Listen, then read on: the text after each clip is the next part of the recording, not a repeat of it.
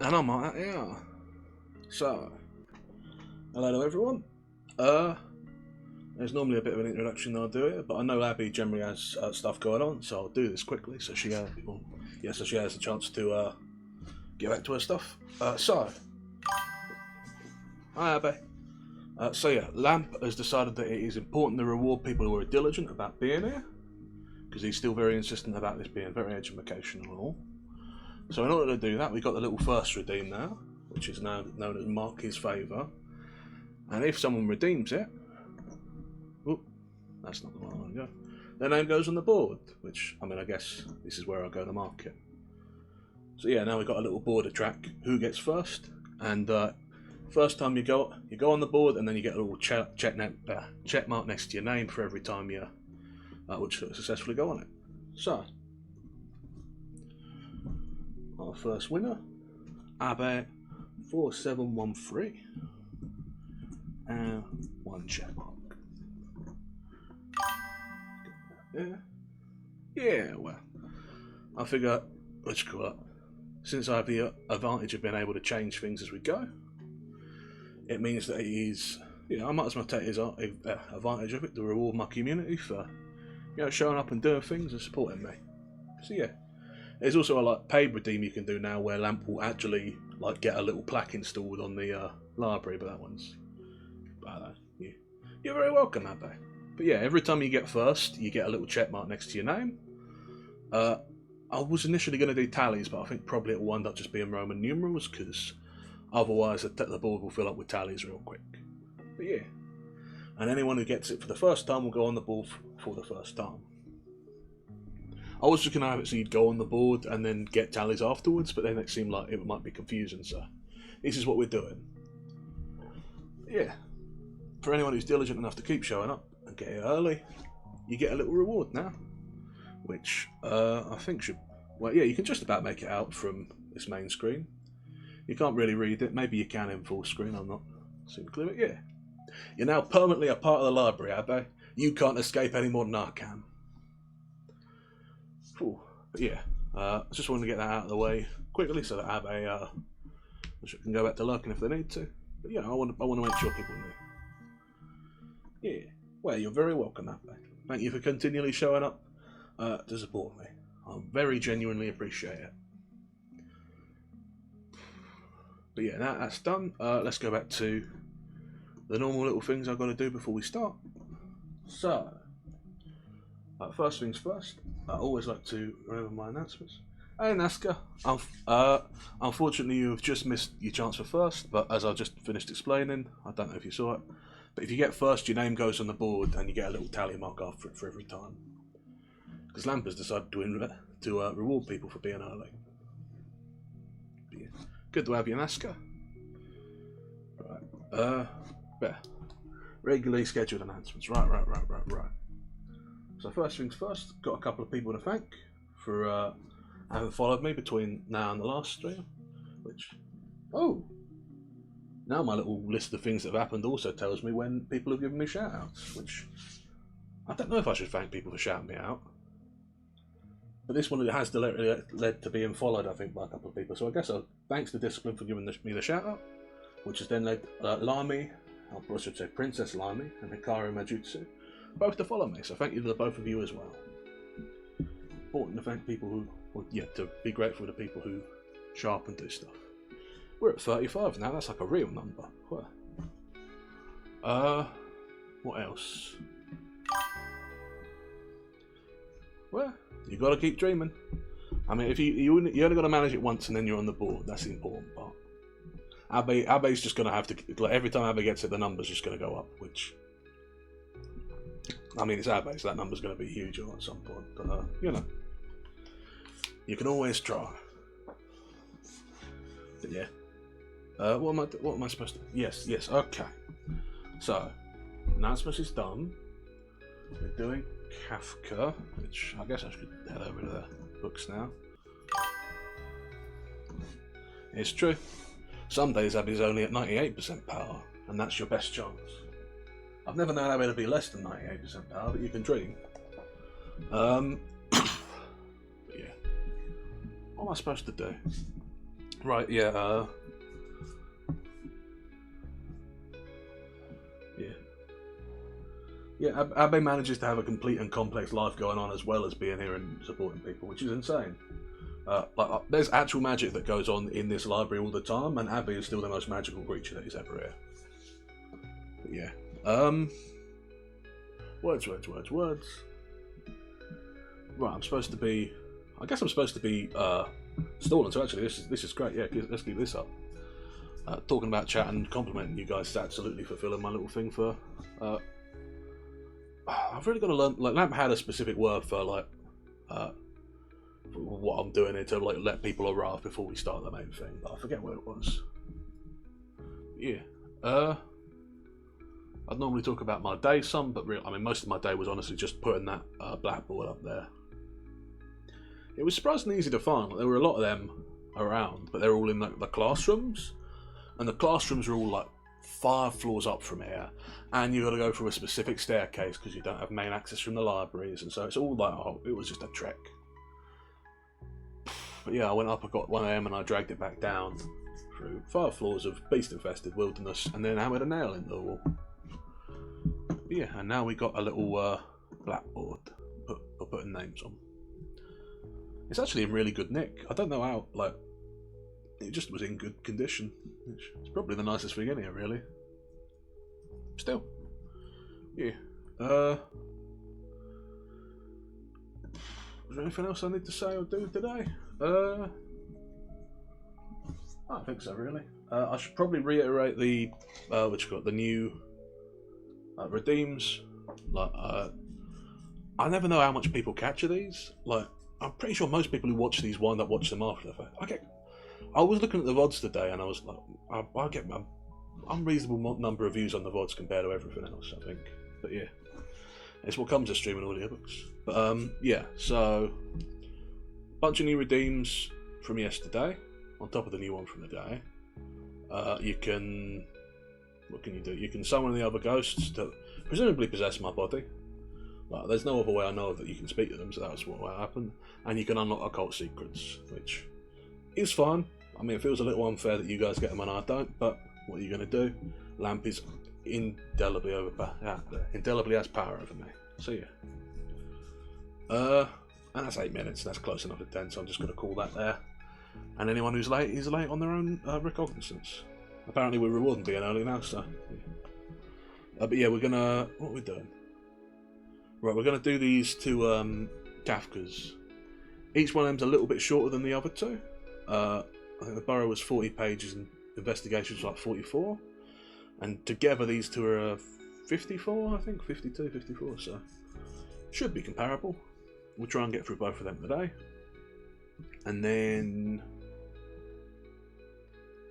Well, I mean, that's it really, and then nothing, I guess. And then we'll do our commentary like normal. Oh, as always, if I skip over something, or you've missed something, or you have a little bit of lag or whatever, let me know, and I'm happy to go back over it. Comments, discussion, all that sort of stuff is welcome. I'll stop at the end of each one to do a little bit of commentary, and probably halfway through the first one, because it's the longer of the 2, about 30 some pages. And ad breaks will probably be around about the hour, and I'll stop for those when I'm told that they are there happening, even if they seem only to happen sometimes. I don't understand how the ad breaks work, if I'm honest. But yeah, I think that's it. So yeah, unless anyone has anything they want to say to me, then without further ado, let's get started. In the penal cell. It's a remarkable piece of apparatus, said the officer to the explorer, and surveyed with a certain air of admiration the apparatus, which was after all quite familiar to him. The explorer seemed to have accepted merely out of politeness the commander's invitation to witness the execution of a soldier condemned to death for disobedience and insulting behaviour to a superior. Nor did the colony itself betray much interest in this execution. At least in the small sandy valley, a deep hollow surrounded on all sides by naked crags, there were no one present save the officer, the explorer, a condemned man, who was a stupid-looking, wild-mouthed creature with bewildered hair and face, and the soldier who held the heavy chain controlling the small chains locked onto the prisoner's ankles, wrists, and neck. chains which were themselves attached to each other by communicating links. In any case, the condemned man looked so like a submissive dog that one might have thought he could be left to run free on the surrounding hills, and would only need to be whistled for when the execution would due to begin. The explorer did not much care about the apparatus, and walked up and down behind the prisoner with almost visible indifference, while the officer made the last adjustments, now creeping beneath the structure, which were buried deep in the earth, now climbing a ladder to inspect its upper parts. They were tasks that might well have been left to a mechanic, but the officer performed them with a great zeal, whether because he was a devoted admirer of the apparatus, or because for other reasons, the work could be entrusted to no one else. "Ready now?" he called at last, and climbed down from the ladder. He looked uncommonly limp, breathed with his mouth wide open, and had tucked 2 fine ladies' handkerchiefs under the collar of his uniform. These uniforms are too heavy for the tropics. "Surely," said the explorer, instead of making some inquiry about the apparatus as the officer had expected. "Of course," said the officer, washing his oily and greasy hands in a bucket of water. It stood ready. "But they mean home to us. We don't want to forget about home. Now just have a look at this machine," he added once, simultaneously drying his hands on a towel and indicating the apparatus. "Up until now, everything has to be set by hand, and from this moment it works all by itself." The explorer nodded and followed him. The officer, anxious to secure himself against all contingencies, said, "Things sometimes go wrong, of course. I hope that nothing goes wrong today, but we have to allow for the possibility. The machinery should go on working continuously for 12 hours, but if anything does go wrong, it will only be some small matter, and can be set right at once." "Won't you take a seat?" he asked finally, drawing a cane chair out from among the heap of them and offering it to the explorer, who could not refuse it. They were now sitting at the edge of a grave, into which he glanced for a fleeting moment. They were not very deep. On one side of the grave, the excavated soil had been piled up in a rampart. On the other side of it stood the apparatus. "I don't know," said the officer, "if the commander has already explained this apparatus to you." The explorer waved one hand vaguely. The officer asked for nothing better, since now he could explain the apparatus himself. "This apparatus," he said, taking hold of a crank handle and leaning against it, "was invented by our former commandant. I assisted at the very earliest experiments, and have had a share in all the work until its completion, but the credit of inventing it belongs to him alone. Have you ever heard of our former commandant? No? Well, it isn't saying too much if I tell you the organisation of the whole penal settlement is his work. We, who were his friends, knew even before he died that the organisation of the colony was so perfect that his successor, even with 1,000 new schemes in his head, would find it impossible to alter anything, at least for many years to come. And our prophecy has come true. The new commandant has had to acknowledge its truth. A pity you never met the old commandant. But," the officer interrupted himself, "I am rambling on, and here stands his apparatus before us. It consists, as you see, of 3 parts. In the course of time, each of these parts has acquired a kind of popular nickname. The lower one is called the bed, the upper one the designer, and this one here in the middle that moves up and down is called the harrow." "The harrow?" asked the explorer. He had not been listening very attentively.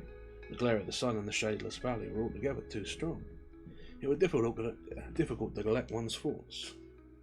All the more did he admire the officer, who, in spite of his tight-fitting full-dress uniform coat, amply befrogged and weighted down by epaulets, were pursuing his subject with such an enthusiasm, and, besides talking, was still tightening a screw here and there with a spanner.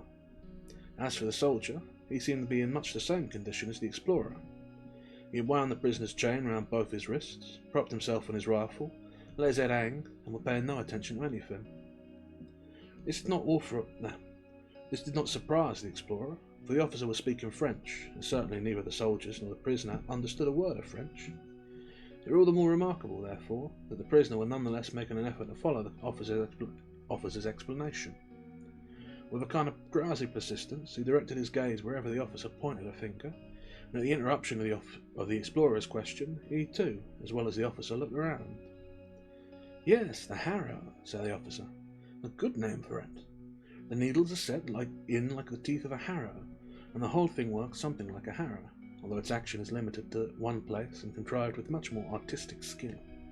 Anyhow, you'll soon understand it. On the bed here the condemned man is laid. I'm going to describe the apparatus first before I set it in motion. Then you'll be able to follow the proceedings better. Besides, one of the cogwheels in the designer is badly worn. It creaks a lot when it's working. You can hardly hear yourself speak. Spare parts, unfortunately, are difficult to get here. Well, here is the bed. As I told you, it is completely covered with a layer of cotton wool. You'll find out why later. On this cotton wool, the condemned man is laid face down, quite naked, of course. Here are straps for the hands, here for the feet, and here for the neck, to bind him fast. Here at the head of the bed, where the man, as I said, first lays down his face, is this little gag of felt, which can be easily regulated to go straight into his mouth. It is meant to keep him from screaming and biting his tongue. Of course, the man is forced to take the felt in his mouth, for otherwise his neck would be broken by the strap. "Is that cotton wool?" asked the explorer, bending forward. "Yes, certainly," said the officer with a smile. "Feel it for yourself." He took the explorer's hand and guided it over the bed. "It's specially prepared cotton wool. That's why it looks so different. I'll tell you presently what it's for." The explorer already felt a dawning interest in the apparatus. He sheltered his eye from the sun with one hand and gazed up at the structure. It was a huge affair. The bed and the designer were the same size and looked like two dark wooden chests. The designer hung about 2 meters above the bed. Each of them were fastened at the corners by 4 rods of brass that almost flashed out rays in the sunlight.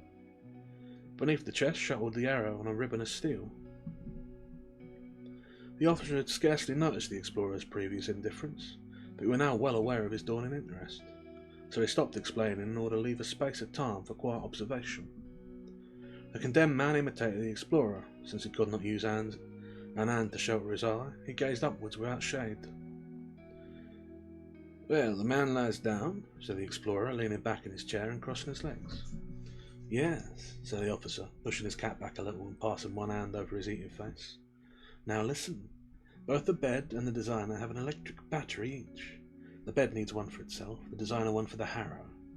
As soon as the man is strapped down, the bed is set in motion. It quivers in minute, very rapid vibrations, both from side to side and up and down. You will have seen similar apparatuses in hospitals, but in our bed the movements are all precisely calculated. You see, they have to correspond very exactly to the movement of the harrow, and the harrow is the instrument for the actual execution of the sentence." "And how does the sentence run?" asked the explorer. "You don't know that either?" said the officer in amazement, and bit his lip. "Forgive me if my explanation seems rather incoherent. I do beg your pardon. You see, the commandant always used to do the explaining, but the new commandant shirks this duty. Yet that such an important visitor," the explorer tried to depreciate the honour with both hands, the officer, however, insisted, "that such an important visitor should not even be told about the kind of sentences we pass is a new development which—" He was just on the point of using strong language, but checked himself, and said only, "I was not informed. It is not my fault. In any case, I am certainly the best person to explain our procedure, since I have in here," he patted his breast pocket, "the relevant drawing made by our former commandant." "The commandant's own That's the wrong was. "The commandant's own drawing?" asked the explorer. "Did he combine everything in himself, then? Was he soldier, judge, mechanic, chemist, and draftsman?" "Indeed he was," said the officer, nodding assent, with a remote glassy look. Then he inspected his hands critically. They did not seem clean enough to him for touching the drawing, so he went over the bucket and washed them again. Then he drew out a small leather briefcase and said, "Our sentence does not sound severe. Whatever commandment the condemned man has disobeyed is written upon his body by the harrow. Look at this condemned man, for instance," the officer indicated the man, "will have written on his body, 'Honour thy superiors.'" The explorer glanced at the man. He stood, as the officer pointed him out, with bent head, apparently listening with all his ears, in an effort to catch what was being said. Yet the movement of his blubber lips, closely pressed together, showed clearly that he could not understand a word. Many questions were troubling the explorer, but at the sight of this condemned man he asked only, "Does he know his sentence?" "No," said the officer, eager to go on with his exposition, but the explorer interrupted him. "He doesn't know the sentence that has been passed on him?" "No," said the officer again, pausing a moment as if to let the explorer elaborate on his question, and then said, "There would be no point in telling him. He'll learn it corporally, on his person." The explorer intended to make no answer, but he felt the prisoner's gaze turned on him. He seemed to ask if he approved of such going on. So he bent forward, again, having already leaned back in his chair, and put another question. But surely he knows that he has been sentenced?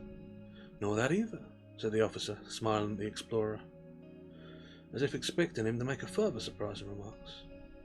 No, said the explorer, wiping his forehead, and he cannot know either whether his defence was effective. He's had no chance of putting up a defence, said the officer, turning his eyes away, as if speaking to himself, and so sparing the explorer the shame of hearing self-evident matters explained. But he must have had some chance of defending himself, said the explorer, and rose from his seat. The officer understood that he was in danger of having his exposition of the apparatus held up for a long time, so he went up to the explorer, took him by the arm, waved an hand towards the condemned man, who was standing very straight now that he had so obviously become the centre of attention. The soldier had also given the chain a jerk, and said, This is how the matter stands. I have been appointed judge in this penal settlement, despite my youth, for I was the former commandant's assistant in all penal matters, and know more about the apparatus than anyone. My guiding principle is this: guilt is never to be doubted. Other courts cannot follow that principle, for they consist of several opinions and have higher courts to scrutinise them. That is not the case here, or at least it was not the case in the former commandant's time. The new man has certainly shown some inclination to interfere with my judgments, but so far as I have succeeded in fending him off, and will go on succeeding. You will like to have the case explained. It is quite simple. Like all of them. A captain reported to me this morning that this man, who had been assigned to him as a servant and slept before his door, had been asleep on duty. It is his duty, you see, to get up every time the hour strikes and salute the captain's door. Not an exacting duty, and very necessary, since he has to be a sentry as well as a servant, and must be alert in both functions. Last night the captain wanted to see if the man was doing his duty. He opened the door and the clock struck 2, and there was his man curled up asleep. He took a riding whip and lashed him across the face. Instead of getting up and begging pardon, the man caught hold of his master's leg, shook him and cried, Throw that whip away or I'll eat you alive. That's evidence. The captain came to me an hour ago. I wrote down his statement and appended the sentence to it. Then I had the man put in chains. That was all quite simple. If I had first called the man before me and interrogated him, things would have got into a confused tangle. He would have told lies, and had I exposed these lies, he would have backed them up with more lies, and so on and so forth. As it is, I've got him, and I won't let him go. Is that quite clear now? But we're wasting time. The execution should be beginning, and I haven't finished explaining the apparatus yet. He pressed the explorer back into his chair, went up against the apparatus, and began. As you see, the shape of the harrow corresponds to the human form. Here is the harrow for the torso, here are the harrows for the legs. For the head there is only this one small spike. Is that quite clear? He bent amiably forward towards the explorer, eager to provide the most comprehensive explanations. The explorer considered the arrow with a frown. Such a version of judicial procedures displeased him. He had to remind himself that this were in any case a penal settlement, where the extraordinary measures were needed, and the military discipline must be enforced to the last. He felt that some hope might be set on the new commandant, who were apparently of a mind to bring in, although gradually, a new kind of procedure, which the officer's narrow mind were incapable of understanding. This train of thought prompted his next question. Will the commandant attend the execution? It is not certain, said the officer, wincing at the direct question, and his friendly expression darkened. That is just why we have to lose no time. Much as I dislike it, I shall have to cut my explanation short. Of course, tomorrow, when the apparatus has been cleaned, its one drawback is that it gets so messy. I can recapitulate all the details. For the present, then, only the essentials. When the man lies down on the bed and it begins to vibrate, the harrow is lowered onto his body. It regulates itself automatically, so that the needles barely touch his skin. Once contact is made, the steel ribbon stiffens immediately into a rigid band, and then the performance begins. An ignorant onlooker would see no difference between one punishment and another. The harrow appears to do its work with uniform regularity. As it quivers, its points pierce the skin of the body, which is itself quivering from the vibrations of the bed. So that the actual progress of the sentence can be watched. The harrow is made of glass. Getting the needles fixed in the glass was a technical problem, but after many experiments we overcame the difficulty. No trouble was too great for us to take, you see. And now anyone can look through the glass and watch the inscription taking form on the body. Wouldn't you care to come a little nearer and have a look at the needles? The explorer got up slowly, walked across and bent over the arrow. "You see," said the officer, "there are 2 kinds of needles arranged in multiple patterns. Each long needle has a short one beside it. The long needle does the writing, and the short needle sprays a jet of water to wash away the blood and keep the inscription clear. Blood and water together and are then conducted here through small runnels into this main runnel and down into a waste pipe into the grave." With his finger, the officer traced the exact course taken by the blood and water. To make the picture as vivid as possible, he held both hands below the outlet of the waste pipe, as if to catch the outflow, and when he did this, the explorer drew back his head and, feeling behind him with one hand, sought to return to his chair. To his horror, he found that the condemned man too had obeyed the officer's invitation to examine the arrow at close quarters, and followed him. He had pulled forward the sleepy soldier with the chain, and was bending over the glass. One could see that his uncertain eyes were trying to perceive what the 2 gentlemen had been looking at, but since he had not understood the explanation, he could not make head nor tail of it. He would peer in this way and that way. He kept running his eyes along the glass. The explorer wanted to drive them away, since what he was doing was probably culpable, but the officer firmly restrained the explorer with one hand, and with the other took a clod of earth from the rampart and threw it at the soldier. He opened his eyes with a jerk, saw what the condemned man had dared to do, let his rifle fall, dug his heels into the ground, dragged his prisoner back so that he stumbled and fell immediately, and then stood looking down at him, watching him struggling and rattling his chains. "Set him on his feet," yelled the officer, for he noticed the explorer's attention was being too much distracted by the condemned man. In fact, the explorer were even leaning right across the arrow without taking any notice of it, intent only on finding out what was happening to the condemned man. "Be careful with him," growled the officer again. He ran around the apparatus, himself caught the condemned man under the shoulders, and with the soldiers up, got him on his feet, which kept slithering from under him. Gonna pause here to take a quick drink.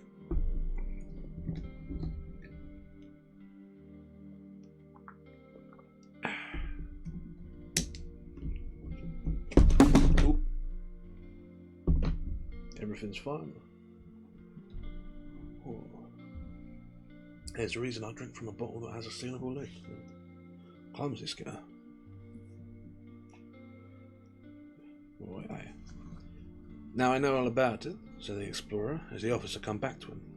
"All except the most important thing," the latter said, All except the most important thing, the latter said, seizing the explorer's arm and pointing upwards. "In the design are all the cogwheels that control the movements of the harrow, and this machinery is regulated according to the inscription demanded by the sentence. I am still using the guiding plans drawn by the former commandant. Here they are." He extracted some sheets from the leather briefcase. "But I'm sorry I can't let you handle them. They are my most precious possession. Just take a sheet and I'll hold them in front of you, like this, and then you'll be able to see everything quite well." He spread out the first sheet of paper. The explorer would have liked to say something appreciative, but all he could see were a labyrinth of lines crossing and recrossing each other, which covered the paper so thickly that it was difficult to discern the blank spaces between them. "Read it," said the officer.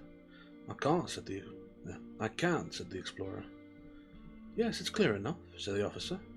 It's very ingenious," said the explorer evasively, "but I can't make it out." "Yes," said the officer with a laugh, putting the paper away again. It's no calligraphy for school children. It needs to be studied closely. I'm quite sure that in the end you would understand it too.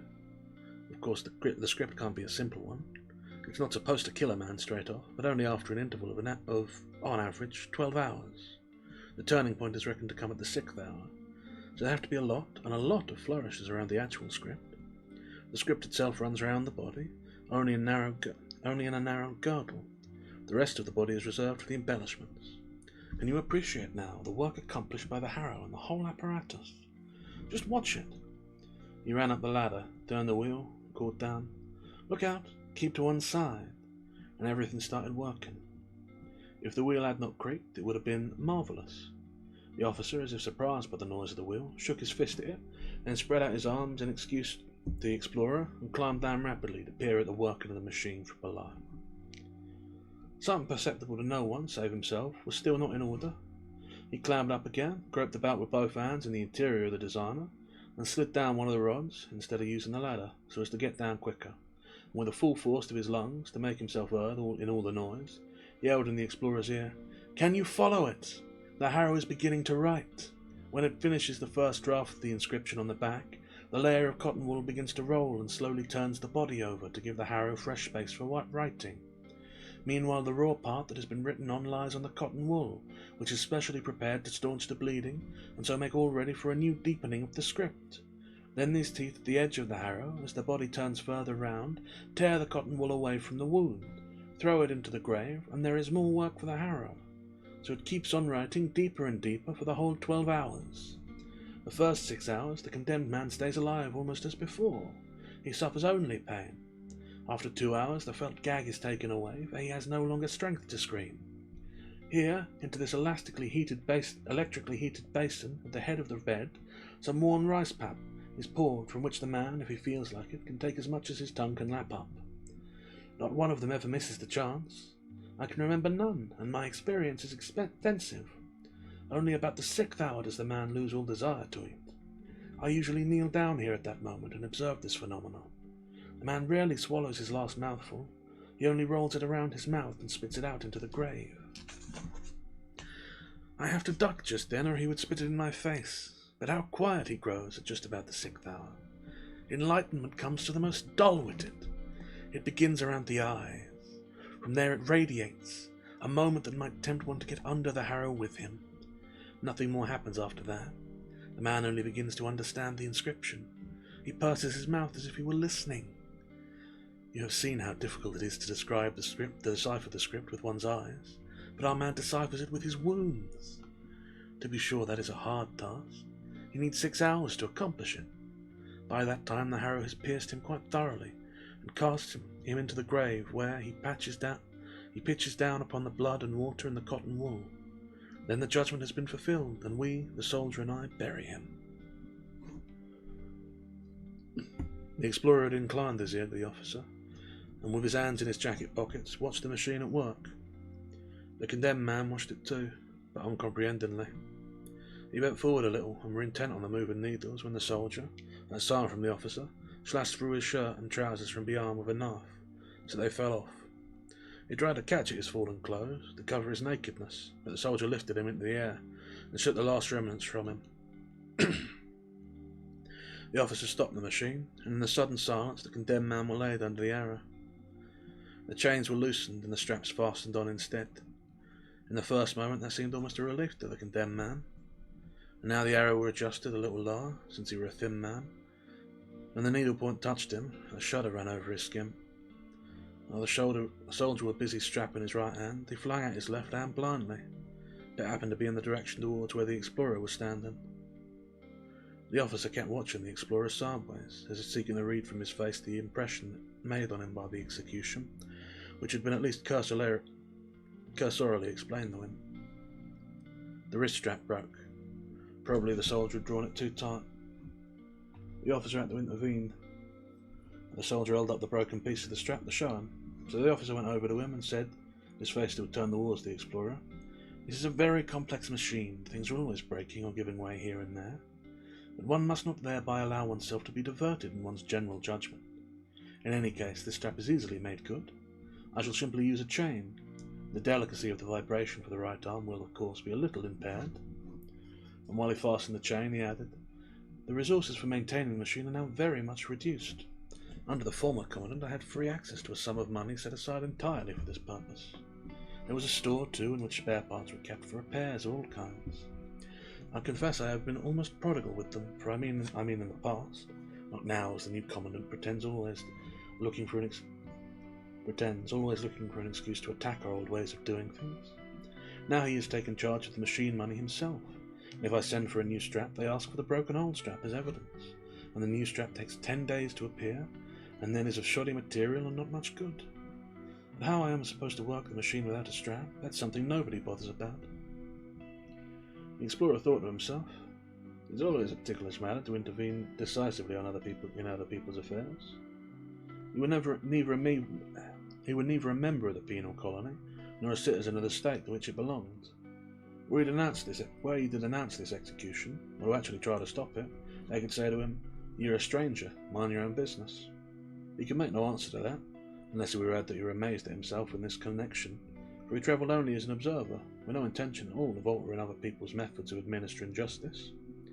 Yet here he found himself strongly tempted. The injustice of the procedure and the inhumanity of the execution were undeniable. No one could suppose that he had any selfish interest in the matter, for the condemned man were a complete stranger, not a fellow countryman, or even at all sympathetic to him. The explorer himself had recommendations from higher quarters, had been received here with great courtesy, and the very fact that he had been invited to attend the execution seemed to suggest that his views would be welcome.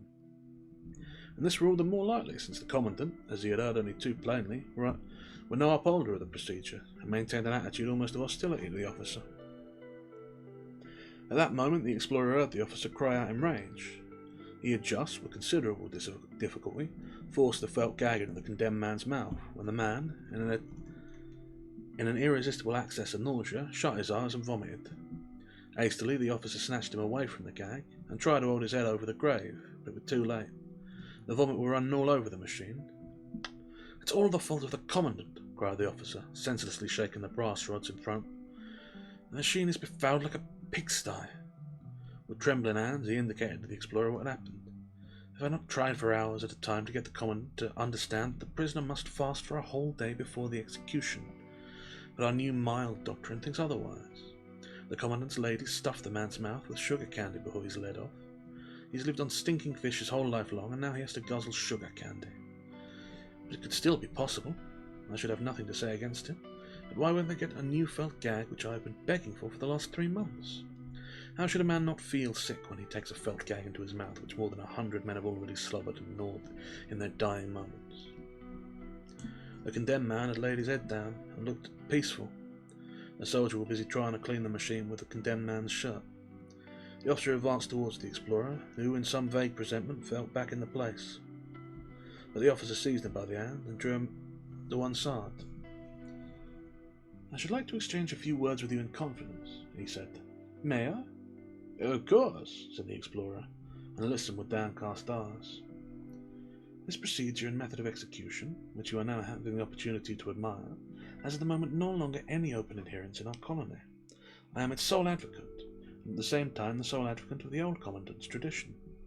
I can no longer reckon on any further extension of the method. It takes all my energy to maintain it as it is. During the old Commandant's lifetime the colony was full of his adherents. His strength of conviction I still have in some measure, but not an atom of his power. Consequently, the adherents have skulked off out of sight. There are still many of them, but none of them will admit it. If you were to go into the tea-house today, an execution day, and listen to what is being said, you would perhaps hear only ambiguous remarks. These would all be made by adherents, but under the present Commandant and his present doctrines they are of no use to me.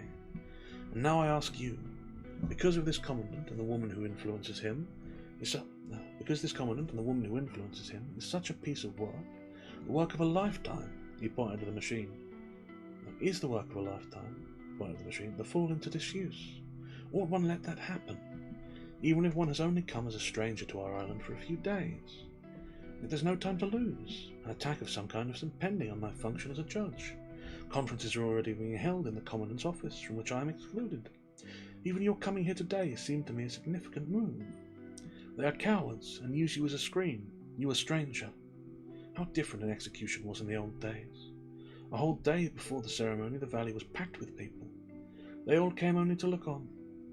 Early in the morning the Commandant appeared with his ladies. Fanfares roused the whole camp. I reported that everything was in readiness. The assembled company, no high official dared to be absent himself, arranged itself around the machine. This pile of cane chairs is a miserable survival from that epoch. The machine was freshly cleaned and glittering. I got new spare parts from it almost every execution. Before hundreds of spectators, all of them standing on tiptoe as far as the heights there, the condemned man was laid under the harrow by the Commandant himself.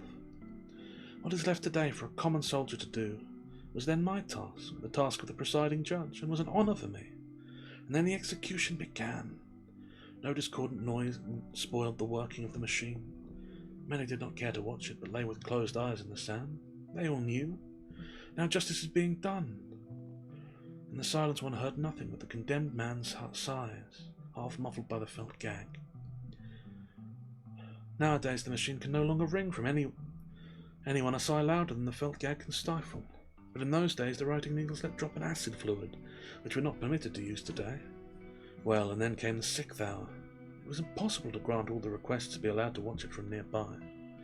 The Commandant, in his wisdom, ordained that the children should have the preference. I, of course, because of my office, had the privilege of always being at hand. Often enough I would be squatting there with a small child in either arm. How we all absorbed the look of transfiguration on the face of the sufferer. How we bathed our cheeks in the radiance of that justice, achieved at last and fading so quickly. What times they were, my comrade! The officer had obviously forgotten whom we were addressing. He had embraced the explorer and laid his head on his shoulder.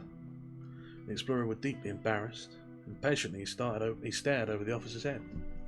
The soldier had finished his cleaning job and were now pouring rice pap from a pot into the basin. As soon as the condemned man, who seemed to have recovered himself entirely, noticed this action, he began to reach for the rice with his tongue. The soldier kept pushing him away, since the rice pap was certainly meant for a later hour. It was just as unfitting that the soldier himself should thrust his dirty hand into the basin and eat out of it, before the others had a face. The officer quickly pulled himself together. "I didn't want to upset you," he said. "I know it is impossible to make these days credible now. Anyhow, the machine is still working, and it is still effective in itself. It is effective in itself even though it stands alone in this valley. And the corpse still falls at the last into the grave with an incomprehensibly gentle wafting motion, even although there are no hundreds of people swarming round like flies as formerly. In those days we had to put a strong fence round the grave. It has long since been torn down." The explorer wanted to withdraw his face from the officer, and looked around him at random. The officer thought he was surveying the valley's desolation, so I seized him by the hand, turned him round to meet his eyes, and asked, "Do you observe the shame of it?" The explorer said nothing. The officer left him alone for a little, legs apart, hands on his hips. He stood very still, gazing at the ground. Then he smiled encouragingly at the explorer and said, "I was quite near you yesterday when the Commandant gave you the invitation. I heard him giving it. I know the Commandant. I divined at once what he was after. Although he is powerful enough to take measures against me, he doesn't dare to do it yet. But he certainly means to use your verdict against me, the verdict of an illustrious foreigner. He has calculated it carefully. This is your 2nd day on the island. You did not know the old Commandant and his ways. You are conditioned by European ways of thought. Perhaps you object on principle to capital punishment in general, and so to such mechanical instruments of death in particular. Besides, you will see that the execution has no support from the public, a shabby ceremony, carried out with a machine already somewhat old and worn. Now, taking all that into consideration, would it not be likely, so thinks the Commandant, that you might disapprove of my methods? And if you disapprove, you wouldn't conceal the fact. I'm still talking from the Commandant's point of view here. For you are a man to feel confident in your own well-tried conclusions. True, you have seen and learned to appreciate the peculiarities of many people, and so you would not be likely to take a strong line against our practice and proceedings, as you might do in your own country. But the Commandant has no need of that. A casual, even unguarded remark will be enough. It doesn't even need to represent what you really think, so long as it can be used speciously to serve his purpose. He will try to prompt you with his sly questions, of that I am certain, and his ladies will sit around you and prick up their ears. You might be saying something like this: "In our country we have a different way of carrying out justice," or "In our country the prisoner has a chance to defend himself before he is sentenced," or "We haven't used torture since the Middle Ages." All these statements are as true as they seem natural to you, harmless remarks that pass no judgment on my method. But how would the Commandant react to them? I can see him, our good Commandant, pushing his chair away immediately and rushing on to the balcony. I can see his ladies streaming out after him. I can hear his voice. The ladies call it a voice of thunder. Well, and this is what he says. A famous Western investigator sent out to study criminal procedure in all the countries of the world has just said that our old tradition of administering justice is inhumane. Such a verdict from such a personality makes it impossible for me to countenance these methods any longer. Therefore, from this day I ordain, and so on. You may want to interpose that you never said any such thing, that you never called my methods inhumane. On the contrary, your profound experience leads you to believe they are most humane and most in consonance with human dignity, and you admire the machine greatly. But it would be too late. You won't even get onto the balcony, crowded as it will be with ladies. You may try to draw attention to yourself, you may want to scream out, but a lady's hand will close your lips, and I and the old commandant will be done for. The explorer had to suppress a smile. So easy then with a task you felt would be so difficult. He said evasively, "You overestimate my influence. The Commandant has read many letters of recommendation. He knows that I am no expert in criminal procedure. If I were to give an opinion, it would be as a private individual, an opinion of no more influence than any ordinary person, and in any case much less influential than that of the Commandant, who I am given to understand has very extensive powers in the penal settlement. If his attitude to your procedure is definitely as hostile as you believe, then I fear the end of your tradition is at hand, even without any humble assistance from me." Can I pause for a second to take a drink here?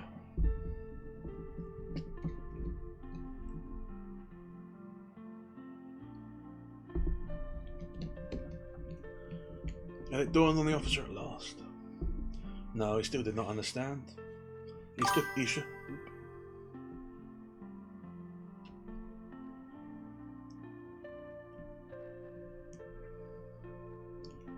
Nazca, I fear for my health if I do that.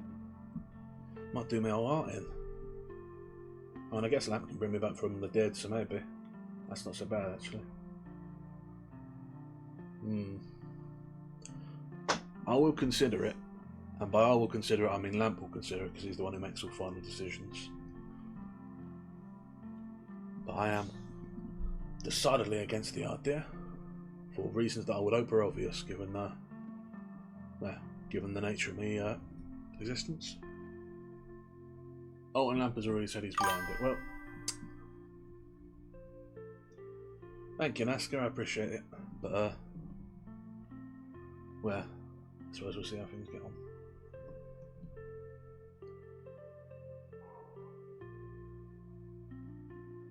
Oh, wait, is that a gigantified emote?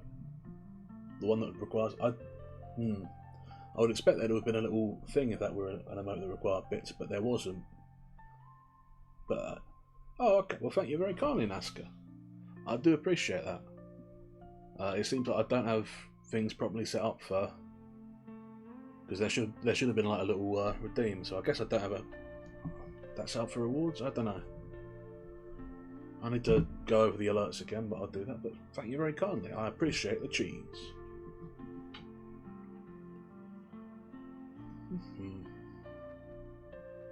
But yeah, I'm sure I can add the jump scare. I've been going over the redeems lately, and I'm trying to pick out which ones is good and which ones is bad, but mostly I'm just adding to them, so yeah, I'll put it on the list for the next round. Well, I fear for my safety and sanity. Right,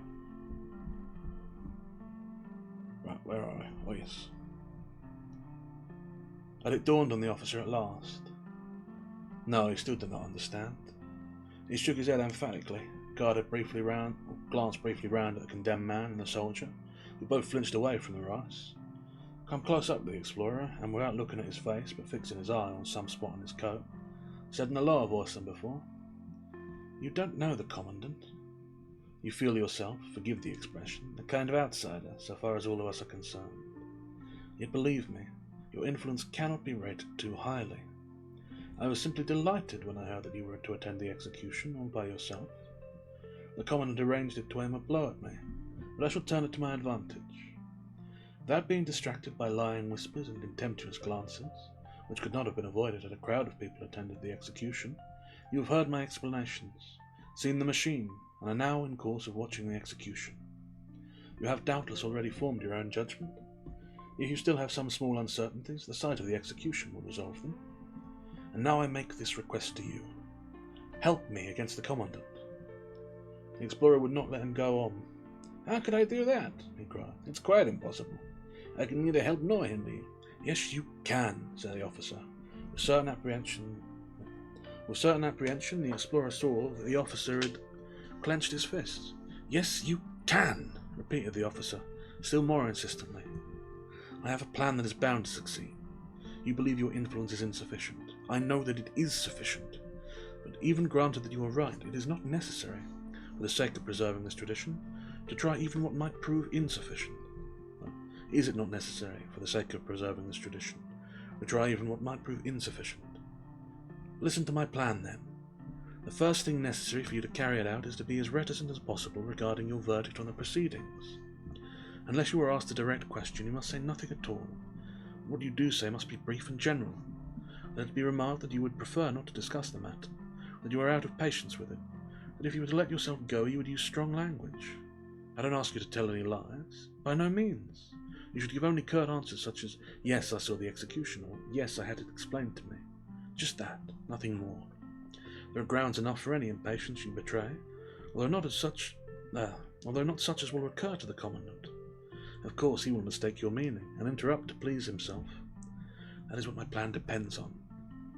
Tomorrow in the Commandant's office there is to be a large conference of all high administrative officials, the Commandant presiding. Of course, the Commandant is the kind of man to have turned these conferences into public spectacles. He has had a gallery built that is always packed with spectators. I am compelled to take part in the conference, but they make me sick with nausea. Now, whatever happens, you will certainly be invited to this conference. If you behave today as I suggest, the invitation will become an urgent request. But if for some mysterious reason you are not invited, you'll have to ask for an invitation. There's no doubt of your getting it then. So tomorrow you're sitting in the Commandant's box with the ladies. He keeps looking up to make sure you're there, after various trivial and ridiculous matters brought in merely to impress the audience. As you say, Abbe. Thank you kindly.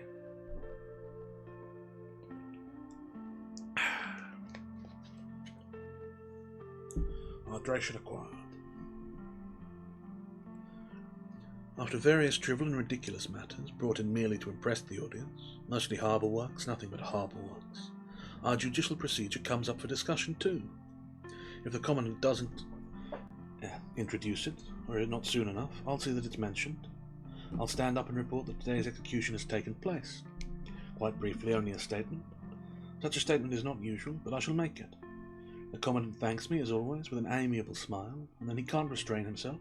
He seizes the excellent opportunity. It has just been reported, he will say, or words to that effect, that an execution has taken place. I should like merely to add that this execution was witnessed by the famous investigator, who has, as you all know, honoured our colony so exceptionally by his visit to us. His presence at today's session of our conference also contributes to the importance of this occasion. Should we not now ask the famous investigator to give us his verdict on our traditional mode of execution and the procedure that leads up to it? Of course, there is loud applause, general agreement. I am more insistent than anyone. The Commandant bows to you and says, "Then in the name of the assembled company I put the question to you. And now you advance to the front of the box. Lay your hands where everyone can see them, or the ladies will catch them and press your fingers. And then at last you can speak out. I don't know how I'm going to endure the tension of waiting for that moment. Don't put any restraint on yourself when you make your speech. Publish the truth aloud, lean over the front of the box, and shout, yes indeed, shout your verdict, your unshakable conviction at the Commandant. Yet perhaps you wouldn't care to do that. It's not in keeping with your character. In your country perhaps people do those things differently. Well, that's all right too. That'll be quite as effective. Don't even stand up, just say a few words, even in a whisper so that only the officials beneath you will hear them. That would be quite enough. You don't even need to mention the lack of public support for the execution, the creaking wheel, the broken strap, the filthy stump of felt. No, I'll take all that upon me. And believe me, if my indictment doesn't drive him out of the conference hall, it will force him to his knees to make the acknowledgement. Old Commandant, I humble myself before you. That is my plan. Will you help me to carry it out? But of course you're willing. What more? Of course you are willing. What is more, you must. And the officer seized the explorer by both arms and gazed, breathing heavily into his face. He had shouted the last sentence so loudly that even the soldier and the condemned man were startled into attending. They had not understood a word, but they stopped eating and looked over at the explorer, chewing their previous mouthfuls. From the very beginning, the explorer had no doubts about what answer he must give. In his lifetime, he had experienced too much to have any uncertainty here. You were fundamentally honourable and unafraid. And yet now, facing the soldier and the condemned man, he did not hesitate, or he did hesitate, for as long as it took to draw one breath. At last, however, he said, as he had to, "No." The officer blinked several times, but did not turn his eyes away. "Would you like me to explain?" asked the explorer. The officer nodded mutely. "I do not approve of your procedure," said the explorer then. "Even before you took me into your confidence. Of course, I shall never in any circumstances betray your confidence. I was already wondering whether it would be my duty to intervene, and whether my intervention would have the slightest chance of success. I realized to whom I ought to turn, to the Commandant, of course. You have made the fact even clearer, but without having strengthened my resolution. On the contrary, your sincere conviction has touched me, even though it cannot influence my judgment." The officer remained mute, turned the machine, caught hold of a brass rod, and then, leaning back a little, gazed at the designer, as if to assure himself that all were in order. The soldier and the condemned man seemed to have come to some understanding. The condemned man was making signs to the soldier, difficult though his movements were, because of the tight straps. The soldier was bending down to him, the condemned man whispering something, and the soldier nodded. The explorer followed the officer and said, "You don't know yet what I mean to do. I shall tell the Commandant what I think of the procedure, certainly, but not as a public conference, only in private. Nor shall I stay here long enough to attend any conference. I am going away early tomorrow morning, or at least embarking on my ship." It did not look as if the officer had been listening. "So you did not find the procedure convincing," he said to himself, and smiled, as an old man smiles at childish nonsense, and yet pursues his own meditations beyond the smile. "Then the time has come," he said at last, and suddenly looked at the explorer with bright eyes that held some challenge, some appeal for cooperation. "The time for what?" asked the explorer uneasily, but got no answer. "You are free," said the officer to the condemned man in the native tongue. The man did not believe it at first. "Yes, you are set free," said the officer. For the first time the condemned man's face woke the real animation. Were it true? Were it only a caprice of the officers that might change again? But the foreign explorer begged him off. What was it? One could read those questions on his face, but not for long. Whatever it might be, he wanted to really be free if he might, and he began to struggle so far as the arrow permitted him. "You'll burst my straps," cried the officer. "Lie still. We'll soon loosen them." And signing the soldier to help him, he set about doing so. The condemned man laughed worriedly to himself. Now he turned his face left towards the officer, now right towards the soldier, nor did he forget the explorer. "Draw him out," ordered the officer. Because of the arrow, this had to be done with some care. The condemned man had already torn himself a little in the back through his impatience. From now on, however, the officer paid hardly any attention to him. He went up to the explorer, pulled out the small leather briefcase again, turned over the papers in it, found the one he wanted, and showed it to the explorer. "Read it," he said. "I can't," said the explorer. "I told you before that I can't make out these scripts." "Try taking a close look at it," said the officer, and came quite near to the explorer, so they might read it together. But when even that proved useless, he outlined the script with his little finger, holding it high above the paper, as if the surface dared not be sullied by touch, in order to help the explorer to follow the script in that way. Oh, there is an ad break on, and I failed to notice it, because I'm caught up in the story.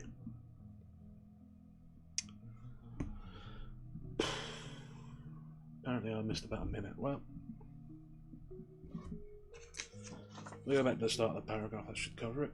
So ad break actions, I take a little drink. I'm trying to get better at taking little frequent swallows of water because I think it's better for the throat. And then we do our little analysis. I'm going to struggle here a bit with the analysis though, because I think I know what's about to happen in the story. And I don't want to spoil it for anyone else who hasn't caught it on yet, so I don't want to mention my theory.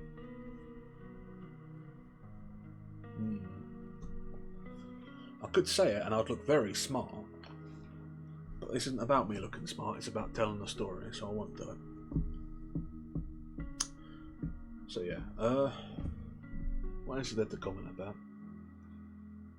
I mean, it's incredible the way that men can men will design to be cruel to one another. That's not really news. And the penal settlement here, another story that has echoes of the influence of colonialism, not so long after the Pearl. Makes you wonder about it. It's also quite disconcerting, really, how the officer, despite being, well, so clearly an evil man, is so clearly honest in his passions here too. His interest in the machine isn't, well, I mean, it's genuine. genuinely believes this to be the right thing to do, and he's following on another man's legacy. It's quite an upsetting thing, really. Right, that's the outbreak up then. So, gonna go back to the start of that paragraph. Hopefully that should be far enough back that anyone who missed stuff won't have missed it. So, from now on over, the officer hardly paid any attention to him. He went up the Explorer, pulled out the small leather briefcase again, turned over the papers on it, found the one he wanted, and showed it to the Explorer. "Read it," he said. "I can't," said the Explorer. "Oh, Tenor, I appreciate you arriving here. The library remains remarkably moth-free. In fact, I'm fairly certain that aside from the horrible beasts, I'm the only living thing down here, but I appreciate your diligence in your practices. It's good to have you. We are probably 2/3 of the way through, maybe even more than that, of the penal settlement. So we're about to finish it. I think we're about to have quite a remarkable conclusion to it. But we've got another story we're going to do after that, so I'm very happy for you to stick around. And if you just want to lurk, you're more than welcome to. I genuinely appreciate you being there. Is there anything else? Well, yeah, it's fine. I think that's all for now. I'll do my little commentary at the end and then maybe chat a bit more. But, yeah. "I can't," said the Explorer. "I told you before that I can't make out the scripts." "Try taking a close look at it," said the officer, and came quite near to the Explorer, so they might read it together. But when even that proved useless, he outlined the script with his little finger, holding it high above the paper, as if the surface dared not be sullied by touch, in order to help the Explorer to follow the script in that way.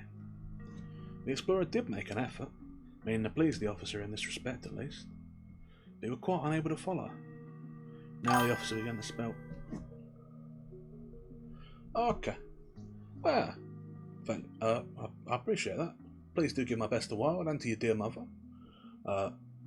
As much as you can give the best of a rat who reads books on the internet to a family member. Yeah, I appreciate you stopping by. And that, of course, even if you just drop by to say hello, I always appreciate that anyhow. But yeah.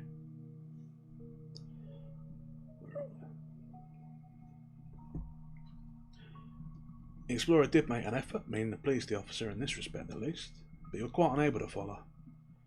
Now the officer began to spell it, letter by letter, and then read out the words. "Be just," is what is written there, he said.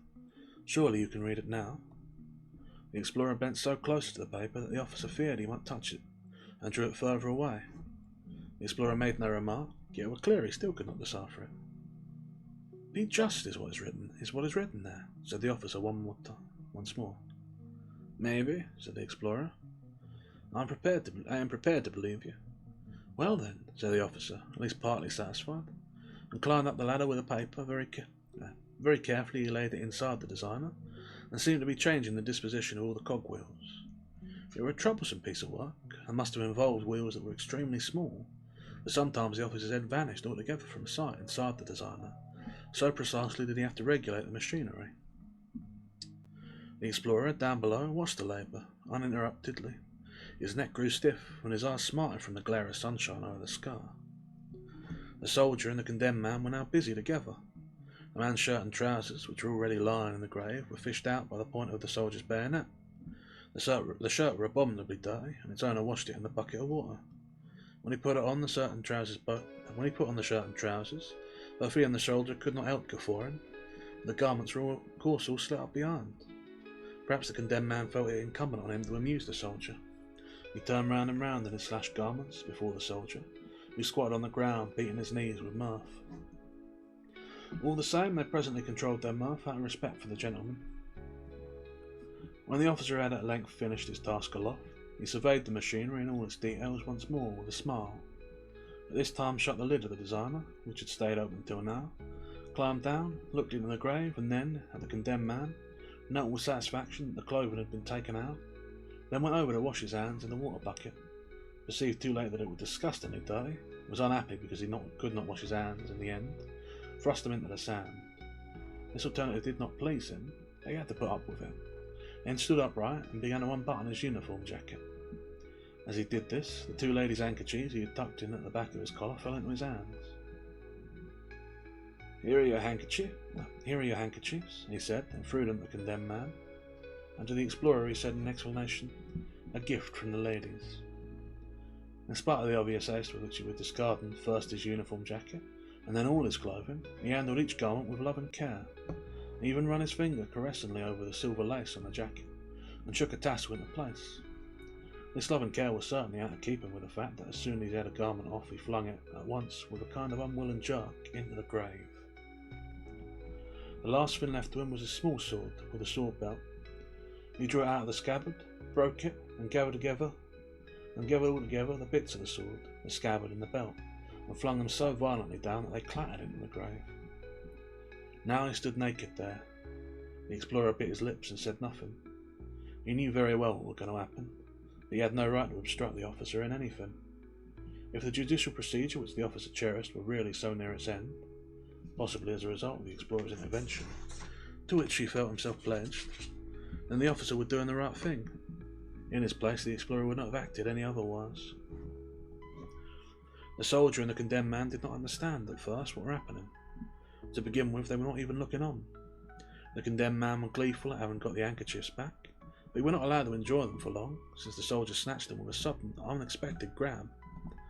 Now the condemned man, in turn, were trying to twitch them from under the belt where the soldier had tucked them, but the soldier was on his guard. So they were wrestling off in jest. Only when the officer stood quite naked with their attention caught. The condemned man especially seemed struck with the notion that a great change of fortune were impending. What had happened to him were now going to happen to the officer, perhaps even to the very end. Apparently the foreign explorer had given the order for it. So this were revenge, though he himself had not suffered to the end. He would be revenged to the end. A broad, silent grin now appeared on his face, and stayed there all the rest of the time.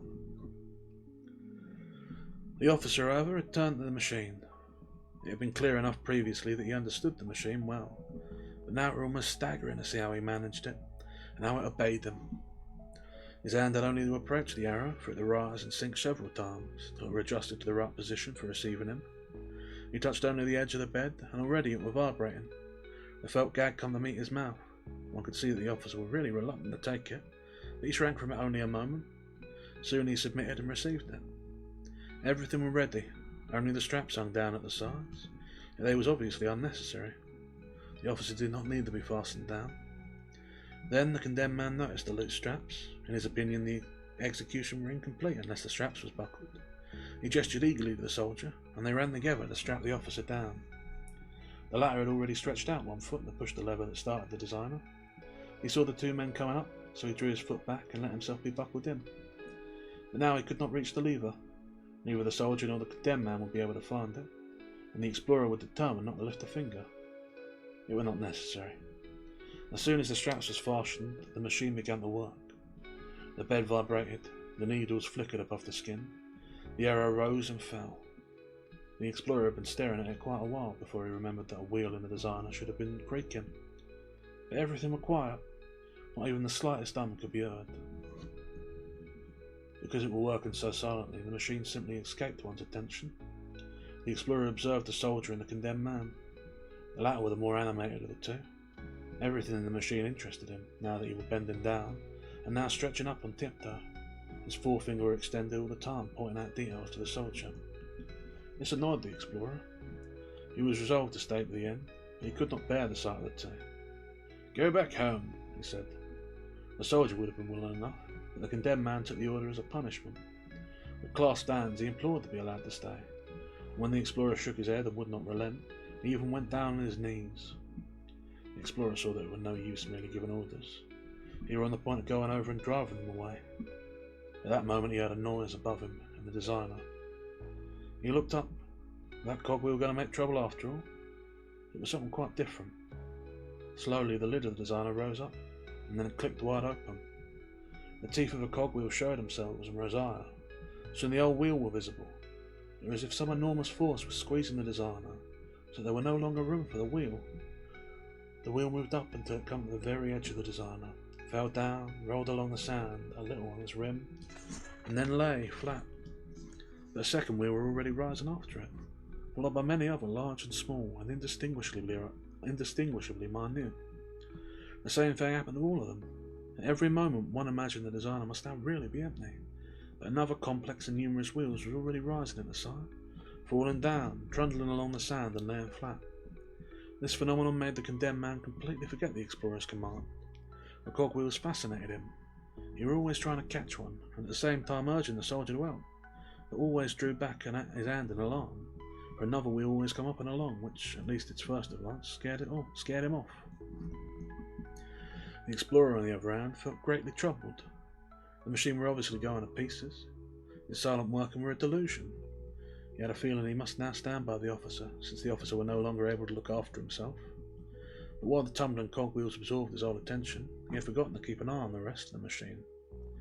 Now that the last cogwheel had left the designer, however, he bent over the arrow and had a new and still more unpleasant surprise. The arrow were not writing, it were only jabbing, and the bed were not turning the body over, but only bringing it up, quivering against the needles. The explorer wanted to do something, if possible, to bring the old machine at a standstill. But this were no exquisite torture such as the officer desired. This were plain murder. He stretched out his hands, but at the moment the arrow rose with the body spitted on it, and moved to the side, as it usually did, only when the 12th hour had come. Blood were flowing in 100 streams, not mingled with water. The water jets too had failed to function, and now the last action failed to fulfill itself. The body did not drop off the long needles, streaming with blood. It went on hanging over the grave without falling into it. The arrow tried to move back to its old position, but as if it had itself noticed that it had not yet got rid of its burden, it stuck, after all, where it was, over the grave. "Come and help!" cried the explorer to the other two, and himself seized the officer's feet. He wanted to push against the feet while the others seized the head from the opposite end, and so the officer might slowly be eased off the needles. But the other two could not make up their minds to come. The condemned man actually turned away. The explorer had to go over to them and force them into position at the officer's head. And here, almost against his will, he had to look at the face of the corpse. It was as it had been in life. No sign were visible of the promised redemption. What the others had found in the machine, the officer had not found. Assholes. Hang on a moment, there's a strange buzzing noise. Okay, it's past, I don't know what that was.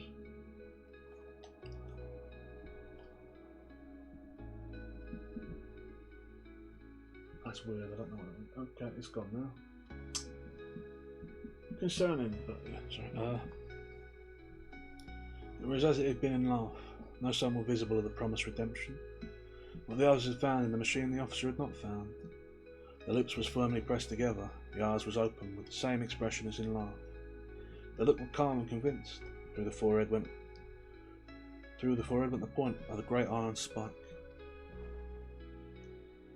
As the explorer, with the soldier and the condemned man behind him, reached the first houses of the settlement, the soldier pointed to one of them and said, "There is the tea house." In the ground floor of the house were deep, low, cavernous space, its walls and ceilings blackened with smoke. It opened the road all along its length. Although this tea house were very little different from the other houses of the settlement, which were all very dilapidated, even up to the commandant's palatial headquarters, it made on the explorer the impression of an historic tradition of some kind, and he felt the power of past days. He went near to it, followed by his companions, right up between the empty tables, which stood in the road before it, and breathed the cool heavy air that came from the interior. "The old man's buried here," said the soldier. "The priest wouldn't let him lie in the churchyard. Nobody knew where to bury him for a while, but in the end they buried him here. The officer never told you about that, for sure, because of course that's what he was most ashamed of. He even tried several times to dig the old man up by night, but he was always chased away." "Where is the grave?" asked the explorer. We found it impossible to believe the soldier.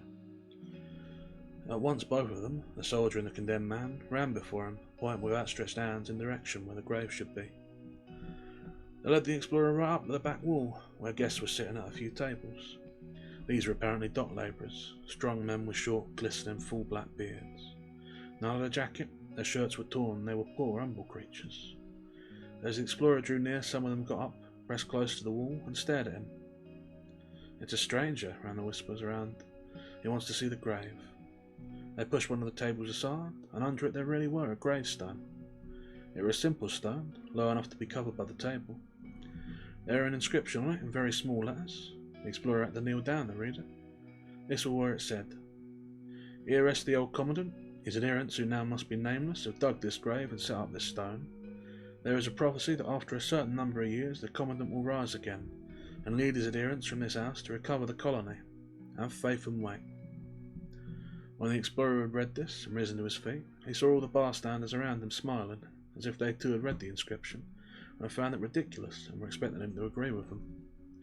The explorer ignored this, distributed a few coins among them, waited till the table were pushed over the grave again, and quitted the tea house and made for the arbour.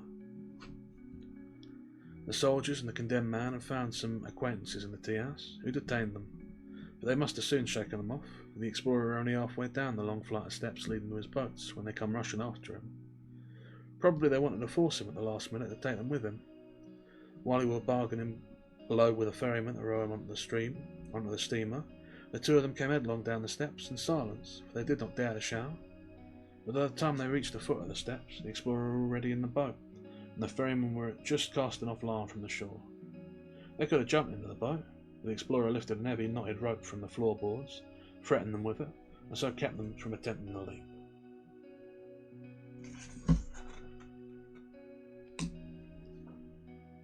And that's the end of In the Penal Cell.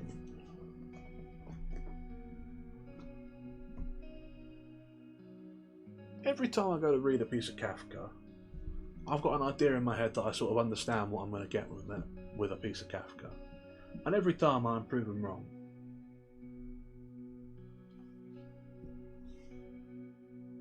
I mean, this is every time I read one, I'm like, that's a strange piece. I read Metamorphosis and then bam, I get a story about a VTuber. Sure, that was surprising, but it's the first time I'm reading them. Strange enough. I go to read Great Wall of China expecting another story. It's an account of the building practices of the Great Wall of China, written by a man who, as far as I'm aware, is not Chinese, nor was born or lived any time near the construction of the Great Wall of China. Okay, strange. Investigations of a dog. I get the account of the life and times of a strange pseudo-intellectual dog creature living in an alternate world with a bunch of weird eldritch stuff in it. Okay, the burrow. The actual writing of a panic attack is described by a fox. And now this. How'd you put it? I guess description and plans of the operation of a unique method of torturous execution, given by its last adherent, who then attempts to kill himself with it, only for the machine to destroy itself and kill him in a much, I guess, technically more merciful but deeply unsatisfying to him philosophically way. Kafka is a very strange author. But let's go over this a little bit and see if we can break it down some. So, obviously there's pretty notable themes here of the horrors of colonialism, which, I think this one is fictionalised and exaggerated, but it was pretty awful, so I can't really dispute its efficacy in that regard. But what's interesting is the way in which, how'd you put it? The officer comports himself in this manner, really. It gets to me. Because it's clearly like, he's he's evil. You can say that pretty comfortably. But he's not evil in like a cruel or malicious way. He doesn't seem to take, he takes pleasure in the suffering of people, but he does it in like a, hey, well, no problem. Just, I'm always happy to have people here, even if you're just lurking. I genuinely appreciate it, but I am, what am I saying? But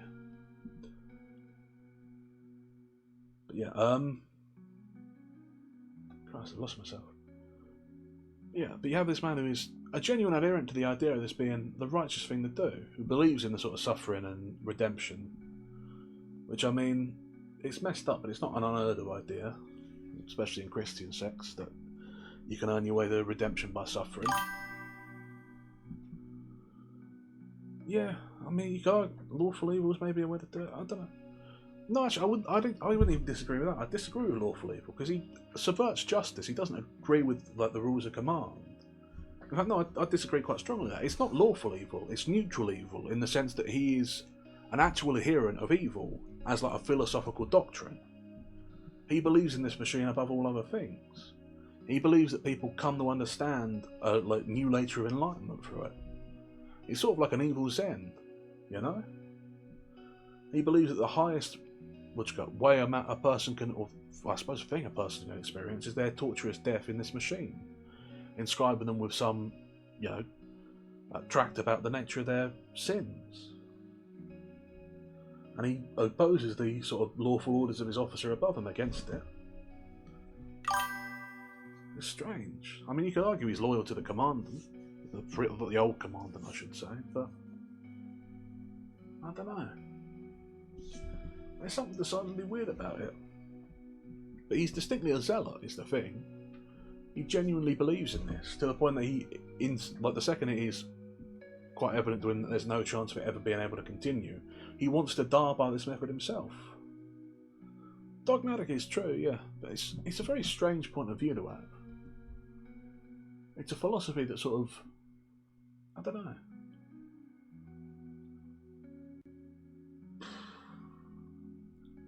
It almost borders on a sort of nihilism, but not a nihilism of lack of meaning.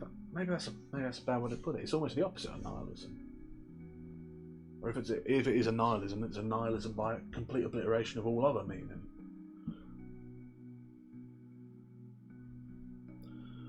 Oh no, we're talking about the fellow in the story that was just read. Well, I guess you are an adherent of evil. What would you say, Wild, of a man who? Fair enough. Yeah, you're an expert on the subject. What would you say that a man who considers the highest principle of his life to be executing people in an horrible, symbolic way to grant them some sort of enlightenment is, on the orders of a commandant who is dead and in defiance of a new commandant who is against it? Do you reckon that man is evil in any particular manner, or is it just a general sort of evil? In either case, he's a very striking figure. You want to sort of paint him as a villain, but he's also very honest in his conviction. True. It makes you a very... I don't know. Anyway, I mentioned during my little spiel during the ad break that I thought I knew what was going to happen. And this was just before he put himself in the machine. And I knew he was... I was confident he was going to put himself in the machine, but I just expected it to go off normally.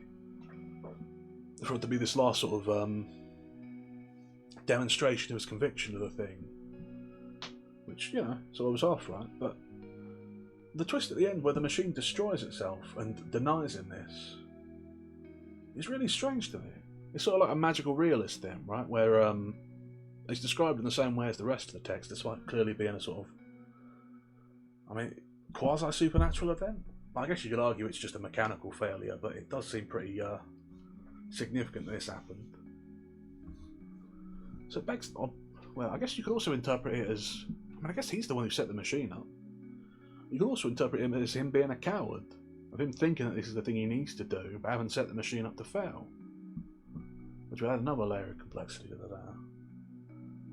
But I choose to believe it as a supernatural event, outside of his control. But that begs another question. Is this supernatural event that happens a condemnation from some sort of just God? Him being denied this last satisfaction as a sort of condemnation of his actions?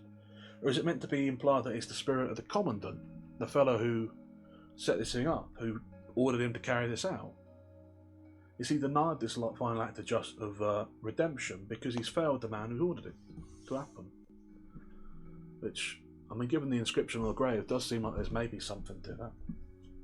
He almost becomes a messianic figure, which is... I don't know. There's a lot to this, and I don't really get it 100%. But yeah, there are other obvious themes. Obviously, the horrors of colonialism and the sort of attitudes of European settlers to non-white people, which has been explored in the Pearl, through London, a few other bits. And obviously the horrible treatment of native peoples by settlers and colonists is well documented.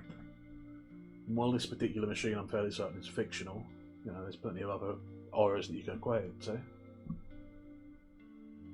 Actually, I guess that's maybe the closest equivalent to an actual real-world ideology, actually, isn't it? Because you did have people who were concerned with reforming the natives, or reforming these heathens, etc., through terrible cruelty. You see examples of that in in Canada's reform schools, right? You beat out the savage of a person and make them into a perfect little white colonist. And through the unending cruelty, you think you're doing something righteous. That's the sort of person I guess this officer represents. At least symbolically. I guess that's the real world equivalent of the ideology.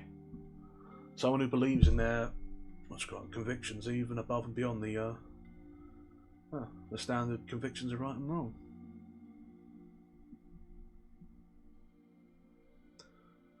I like that less actually. I don't like having come to that conclusion.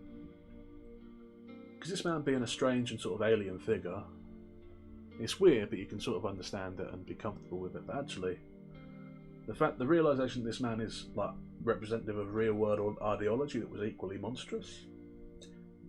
Not as happy with that. Don't like the fact that that's the case. No. Feels bad to acknowledge that is a real thing. But then I guess that's sort of the point of the doing all the classic books. They ain't always comfortable. Still, is there anything else to be of note? There's a couple of elements of the depiction of the condemned man, which are sort of, I don't know, a little odd, like the handkerchief and that. But that's sort of just following the stereotypes of perceptions of native people. It's interesting to me that the soldier wants to come with him actually as they're leaving. Like the condemned man, you can understand, like he's been assigned a cruel duty and he's being punished mercilessly and all this. Him wanting to leave, you get. But the soldier presumably is just a member of the sort of military of the country. You think he'd have other things concerning him, but I guess it demonstrates this a pretty profound and moving event that changes the course of all their lives. But yeah, I think that's about all I have to say. Yeah, I mean I could go into more detail of it, but really at a certain point the amount of detail you can go into is basically just repeating the text over again. So leave it there. Oh yeah, there's something I did want to do before we start on the next one. So just going to briefly pop over to so for those of you who weren't there at the beginning, if you look at the top right next to Lamp, we've now got a little chalkboard where I'm marking down people who arrive first and redeem the thing, and they get a little tally mark next to them for everyone. That's just a little new thing that we're doing. So if you ever want to compete for that, if you get first here, you get a little mark on the board. It's a fun thing. But yeah, nah. I'm trying to make a point of that because it's the new thing, but yeah, that's about all I've got to say. Anyhow.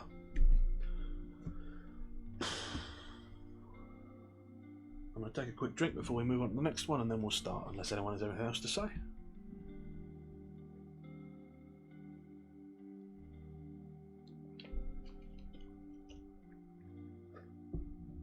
If you do have any closing thoughts, speak now or forever hold your peace.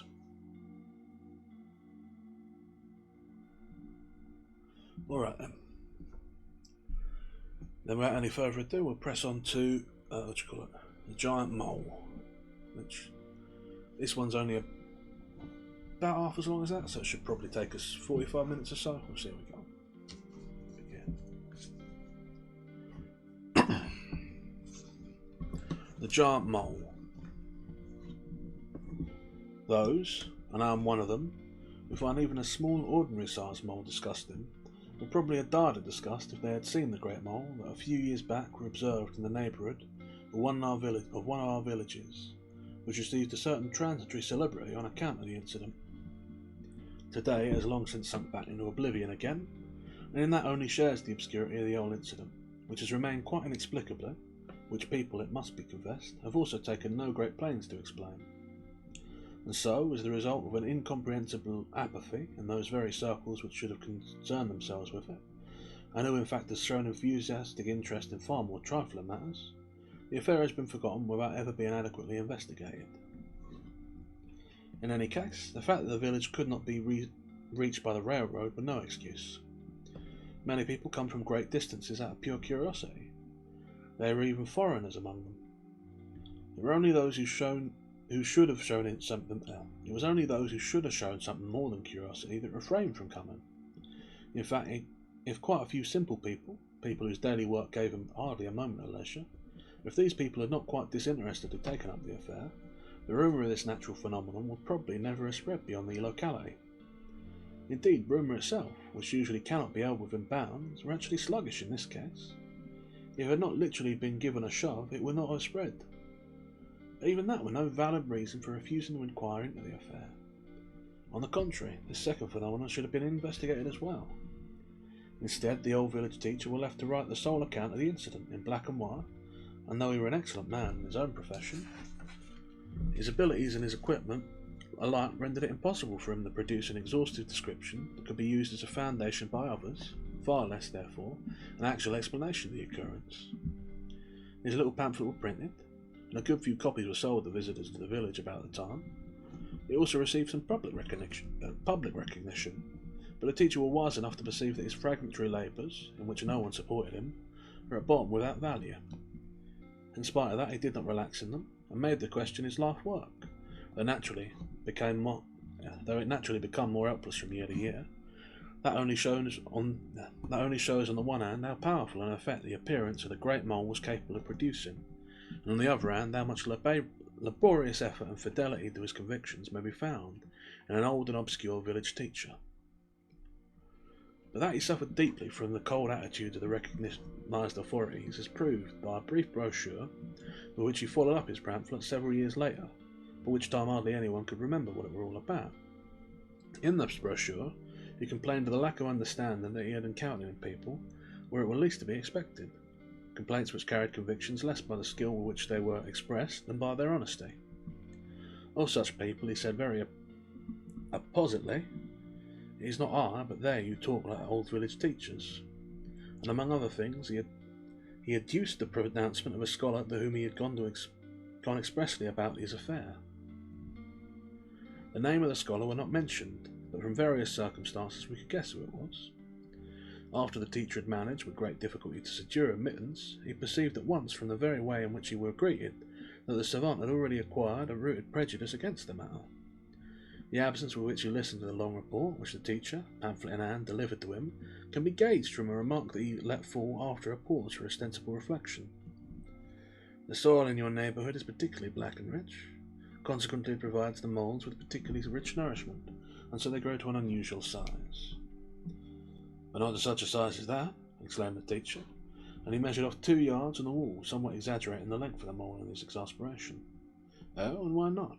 replied the scholar, who obviously looked upon the whole affair as a great joke. With this verdict, the teacher had to return to his own. He tells how his wife and 6 children were waiting for him by the roadside in the snow, and they had to admit to them the final collapse of his hopes. When I read of the scholar's attitude towards the old man, I was not yet acquainted with the teacher's pamphlet, but I at once resolved myself to collect and correlate all the information I could discover regarding the case. If I could not employ physical force against the scholar, I could at least write a defence of the teacher, or more exactly of the good intentions of an honest but uninfluential man. I admit that I rued this decision later, for I soon saw that its execution were bound to involve me in a very strange predicament. On the one hand, my own influence were far from sufficient to effect a change in learned or even public opinion in the teacher's favour. By the other, the teacher were bound to notice that I was less concerned with his main object, which would have proved that the great mole had actually been seen, than to defend his honesty, which must naturally be self-evident to him, and he needed no defence. Accordingly, what was bound to happen was this: I would be misunderstood by the teacher, though I wanted to collaborate with him, and instead of helping him, I myself would probably require support, which were unlikely to be given. Besides, my decision would impose a great burden of work upon me. If I wanted to convince people, I could not invoke the teacher, since he himself had not been able to convince them. To read his pamphlet could only have led me astray, and so I refrained from reading it until I should have finished my own labours. More, I did not even get in touch with the teacher. True, he heard of my inquiries through intermediaries, but he did not know whether I were working for him or against him. In fact, he probably assumed the latter, though he denied it later on, for I had proof of the fact that he put various obstacles in my way. It was quite easy for him to do that, for of course I was compelled to undertake anew all the inquiries he had already made, and so he could always steal a march on me.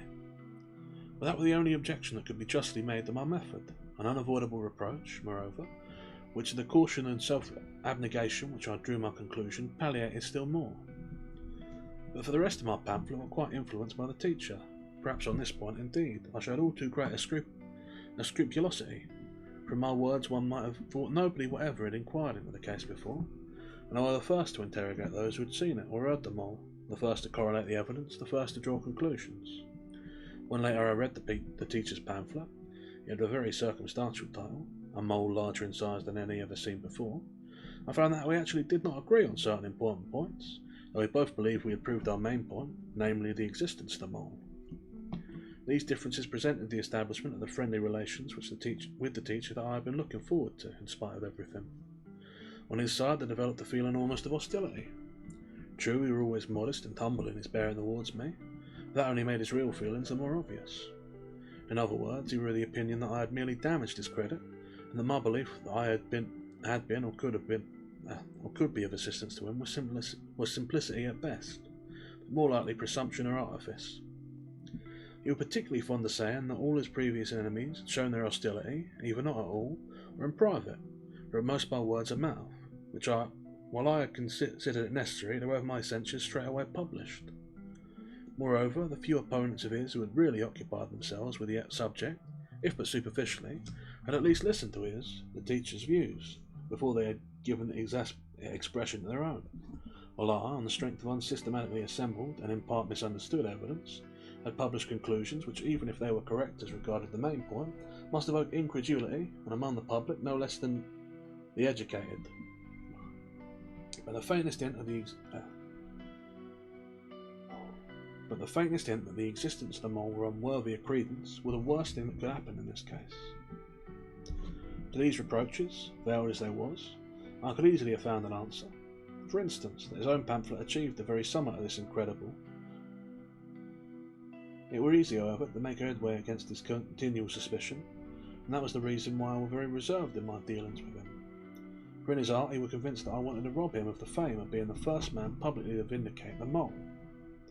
Now, of course, he really enjoyed no fame whatever, but only an absurd notoriety that was shrinking more and more, of which I certainly had no desire to compete.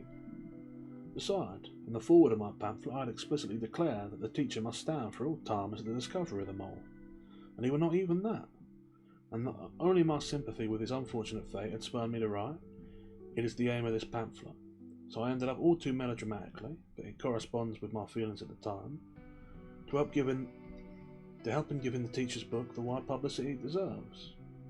If I succeeded in that, then my name, which I regard as only transiently and indirectly associated with this question, be blotted from it at once. Thus I disclaimed expressly any major participation in the affair. It was almost as if I had foreseen in some manner the teacher's unbelievable reproaches. Nevertheless, he found in that very passage an handle against me. I do not deny that there were a faint show of justice in what he said, or rather hinted. Indeed, I were often struck by the fact that he showed almost a keener penetration when I were concerned than he had done in his pamphlet, for he maintained that my foreword was double-faced. If I were really concerned solely to give publicity to his pamphlet, why had I not occupied myself exclusively with him and his pamphlet? Why had I not pointed out its virtues, its irrefutability? Why had I not confined myself to insisting on the significance of the discovery, and making that clear? Why had I instead tackled the discovery itself, while completely ignoring the pamphlet? Had not the discovery been made already? Was there still anything left to be done in that direction?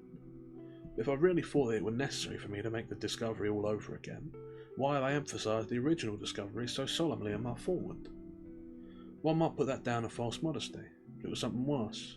I was trying to belittle that discovery. I was drawing attention to it merely for the purpose of depreciating it, while he, on the other hand, had inquired into and finally established it.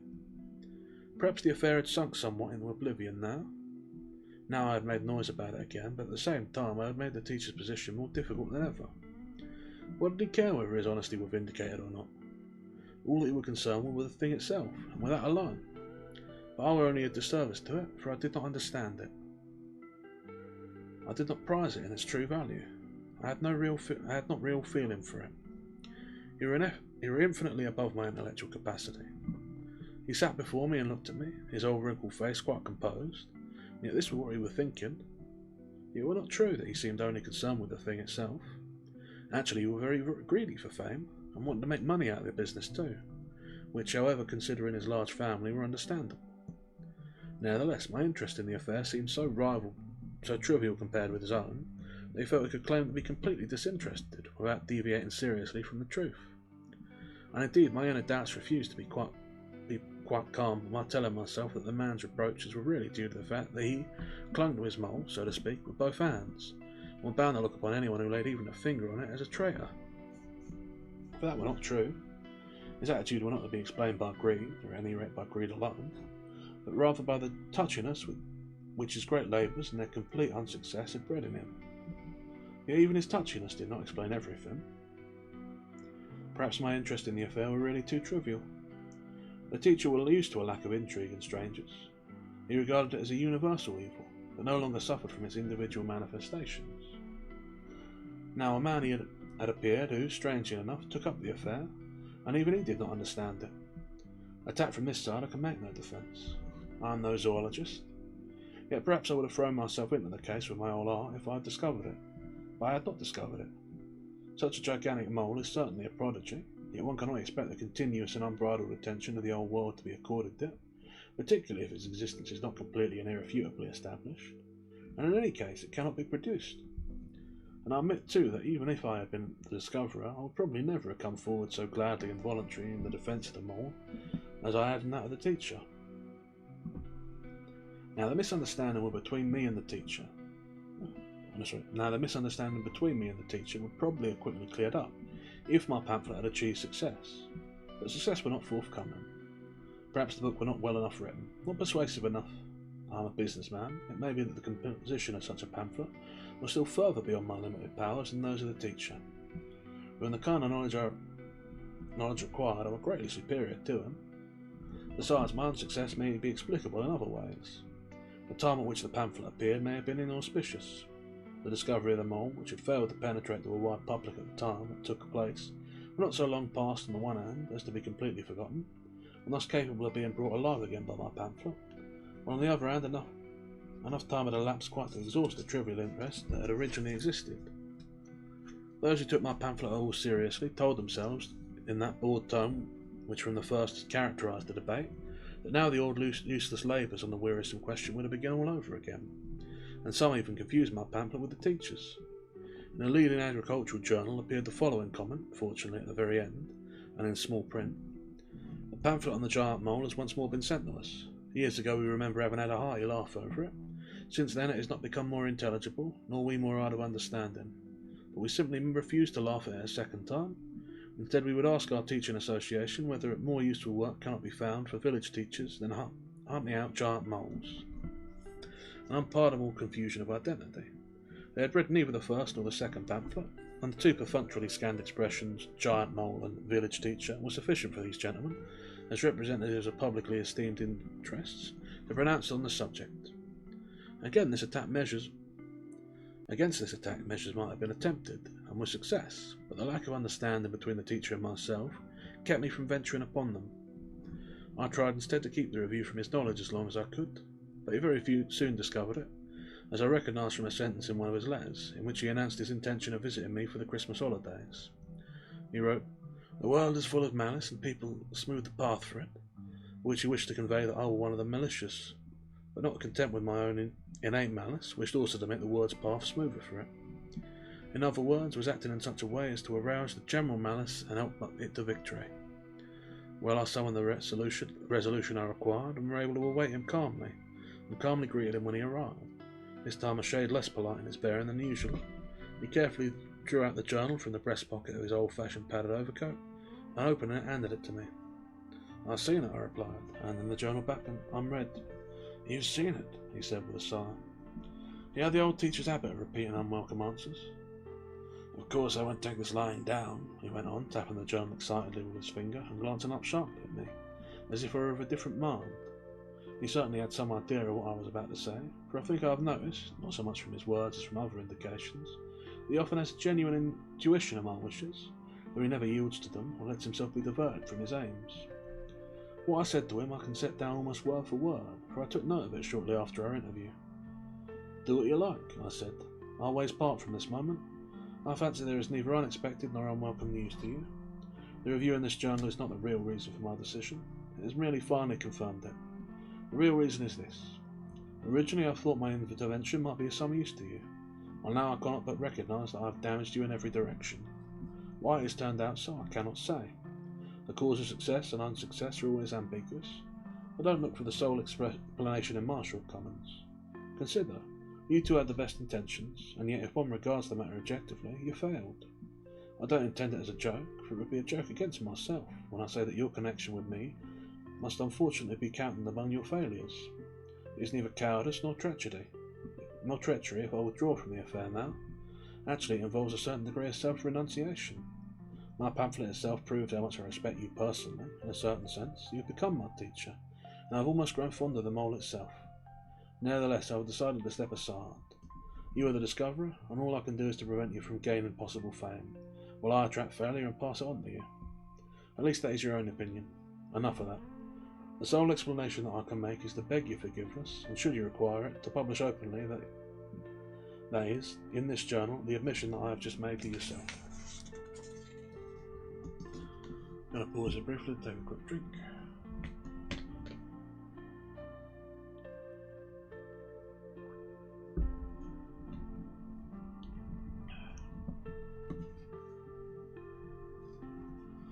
These were my words.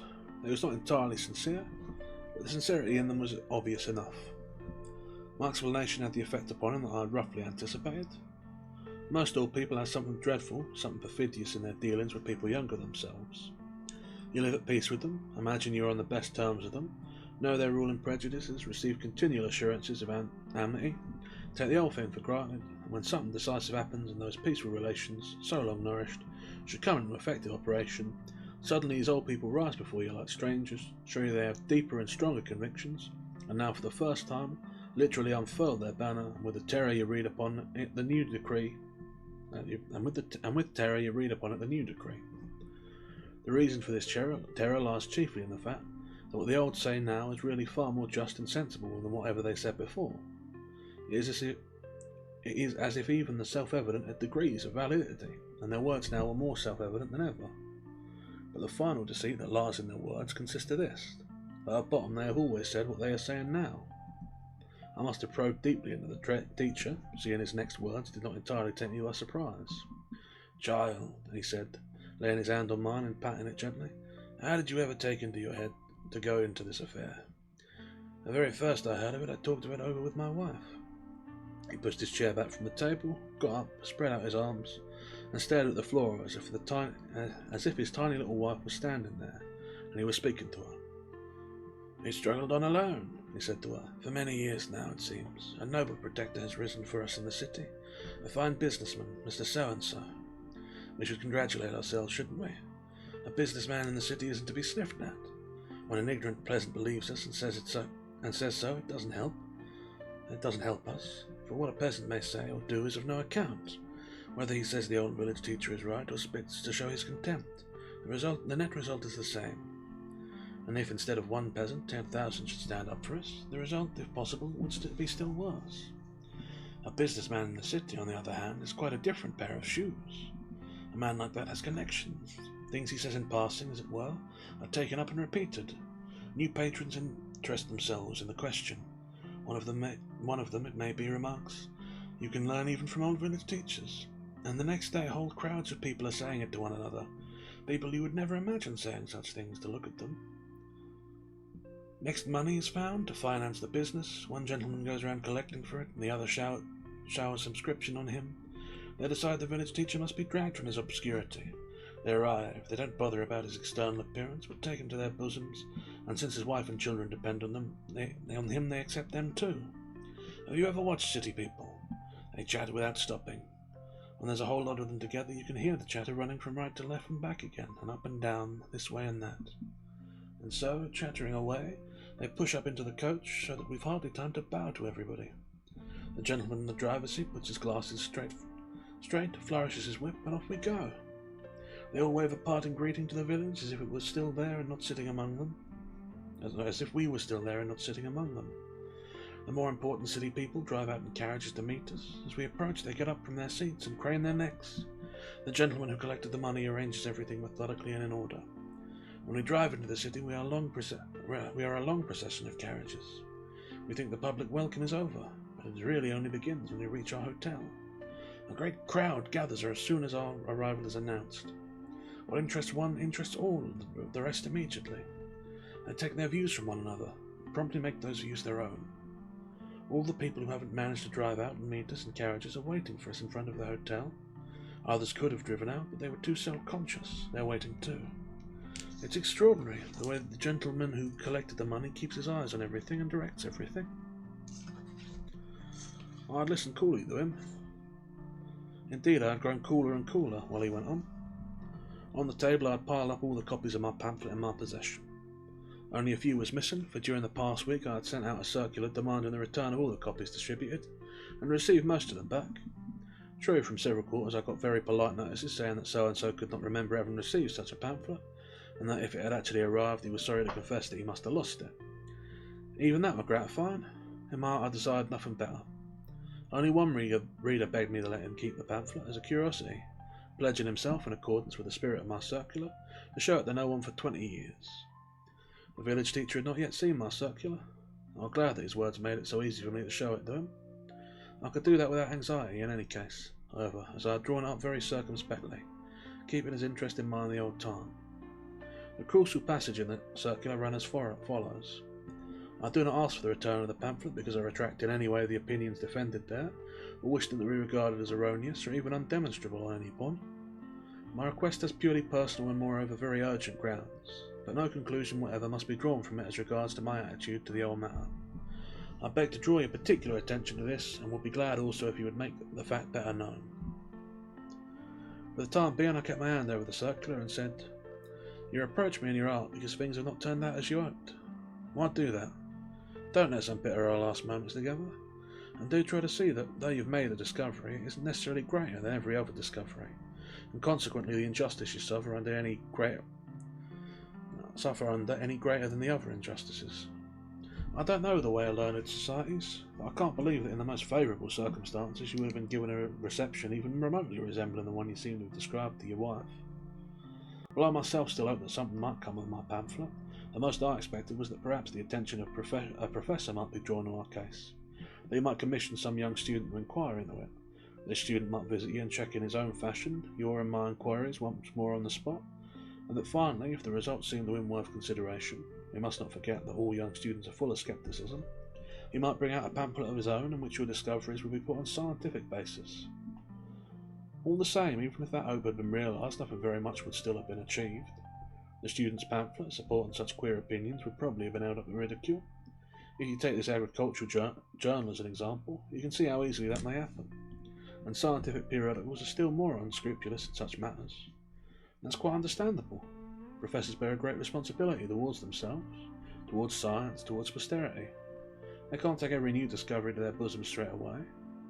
We others have the advantage of them there, but I'll leave that out of the account and assume that the student's pamphlet has found acceptance. What would happen next? You would probably receive honourable mention. The fact that you were a teacher possibly would go in your favour. People would say, Our village teacher has sharp eyes. And this journal, if journals have a memory or a conscience, would be forced to make you a public apology. Also, some well-intentioned professor would be found to secure a scholarship for you. It's possible they might even get you to go. They might even get you to go to the city.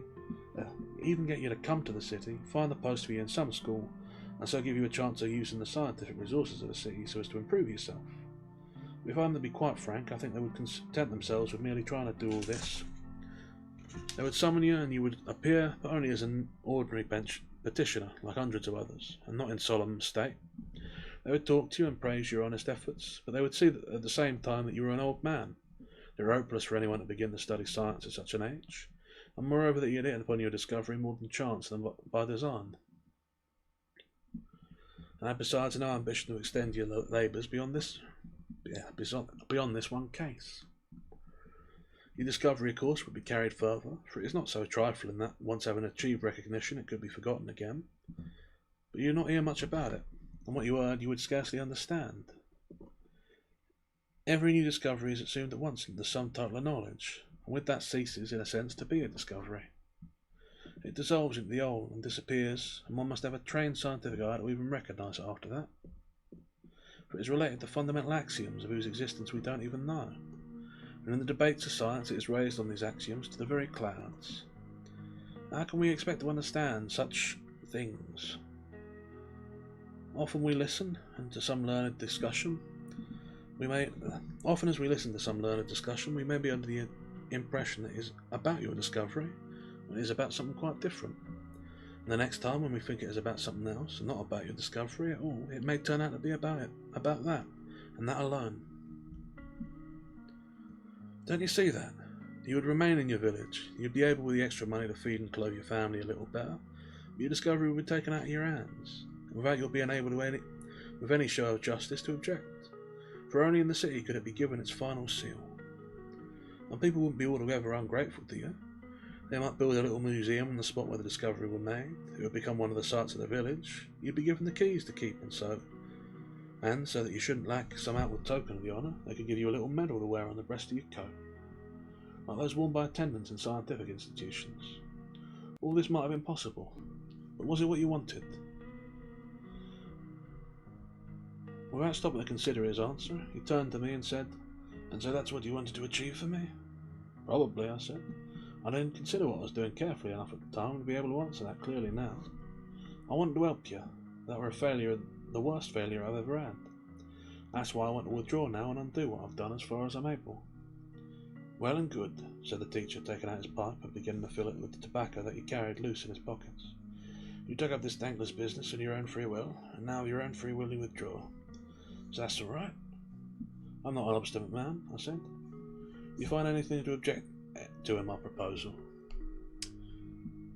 And as there are 15 seconds to the ad break, I'll stop there, which is a little bit annoying because we're only about a page from the end, but I don't want to deny the last little bit, so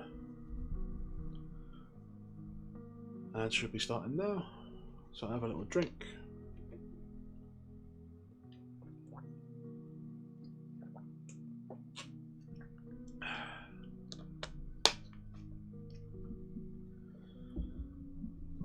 And now I'm in an awkward position because there'd be only about a page left of this.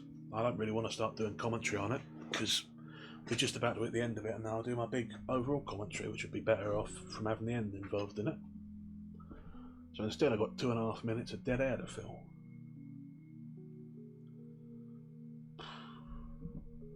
And no idea what to talk about. Well, there's maybe one observation I'll make that I don't think will detract too much from the rest of the commentary. And that's that apparently this mole is 2 yards in length, which is 6 feet, or for those people who are not too familiar with the imperial system, about 180 centimetres, which is massive. That's very large. Normally a mole ain't much bigger than myself, and maybe even smaller in some respects. But yeah, very large mole, size of a large man. Well, I think he mentions that that's an exaggerated size, so, but still, human-sized mole, pretty big. What else is there that's worth considering? Well, no, I'm not doing commentary on the story. Skip that. You got to wait until it's finished. So I've got other things to talk about. Surely there's other things I could talk about. Guys could talk more about the music I've done yesterday. There's still the song out from yesterday if you want to check it out. It's a song called "Catch the Day" by Claire Fader and the VOD Villains, which is a bit more obscure, but it's a good song. My cover of it's alright, but even if you just want to check out the original, I would highly recommend it. Love a little bit of vaudeville. What else is there that's worth saying? I sort of want to talk more about the sort of general nature of Kafka.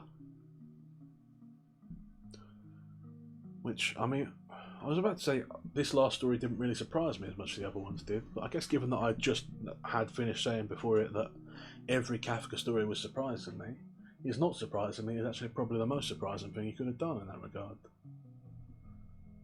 So I guess Kafka just takes it again, which is slightly maddening. What else is there to talk about that isn't directly related to the story? I'm going to have to figure out what to read next after this, actually, aren't we? We're just about done with the Kafkas. I've got a couple more of the ghost stories stocked up and I could do more of them, but I think I've got to break into one of the larger novels. Because I've just been letting them sit there. And even if I do them in a couple of sittings like I did with the Pearl, like, I've got to start getting through them. I need to start tackling larger stories. I can't keep just doing the short ones. There's not enough of them. So yeah, probably tomorrow we'll start on something a bit bigger. We'll see about that. And with that, the ad break should be ended, so everyone should be back, and we'll recommence. I'm not an obstinate man, I said. Do you find anything to object to in my proposal? No, absolutely nothing, said the teacher, and his partner were already going. I could not bear the stink of his tobacco, so I rose and began to walk up and down the room. From previous encounters I was used to the teacher's extreme taciturnity, and the fact that in spite of it he never seemed to have any desire to stir from my room once we were in it. That had often disturbed me before. You want something more, I always thought at such times, and I would offer him money, which indeed he invariably accepted. Yet he never went away before it suited his convenience. Generally his pipe was smoked out by that time, and then he would ceremoniously and respectfully push his chair into the table, make a detour round it, seize his ash plant, stand in the corner, press my arm warmly, and go. But the day his silent presence as he sat there were an actual torture to me. When one has bidden a last farewell to someone, as I had done, a farewell accepted in good faith, surely the mutual formalities that remain should be got over with as quickly as possible, and one should not burden one's host purposely with one's silent presence. As I contemplated the stubborn little old fellow from behind, while he sat at the table, it seemed an impossible idea ever to show him the door. And that's the end of the piece.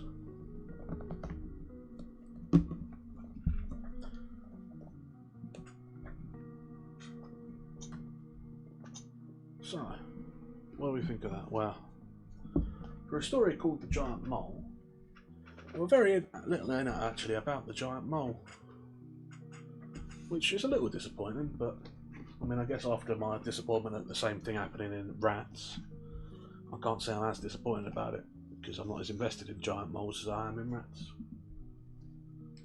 But yeah, there's not really a lot to this one. Like, I mean, well, there's something to it.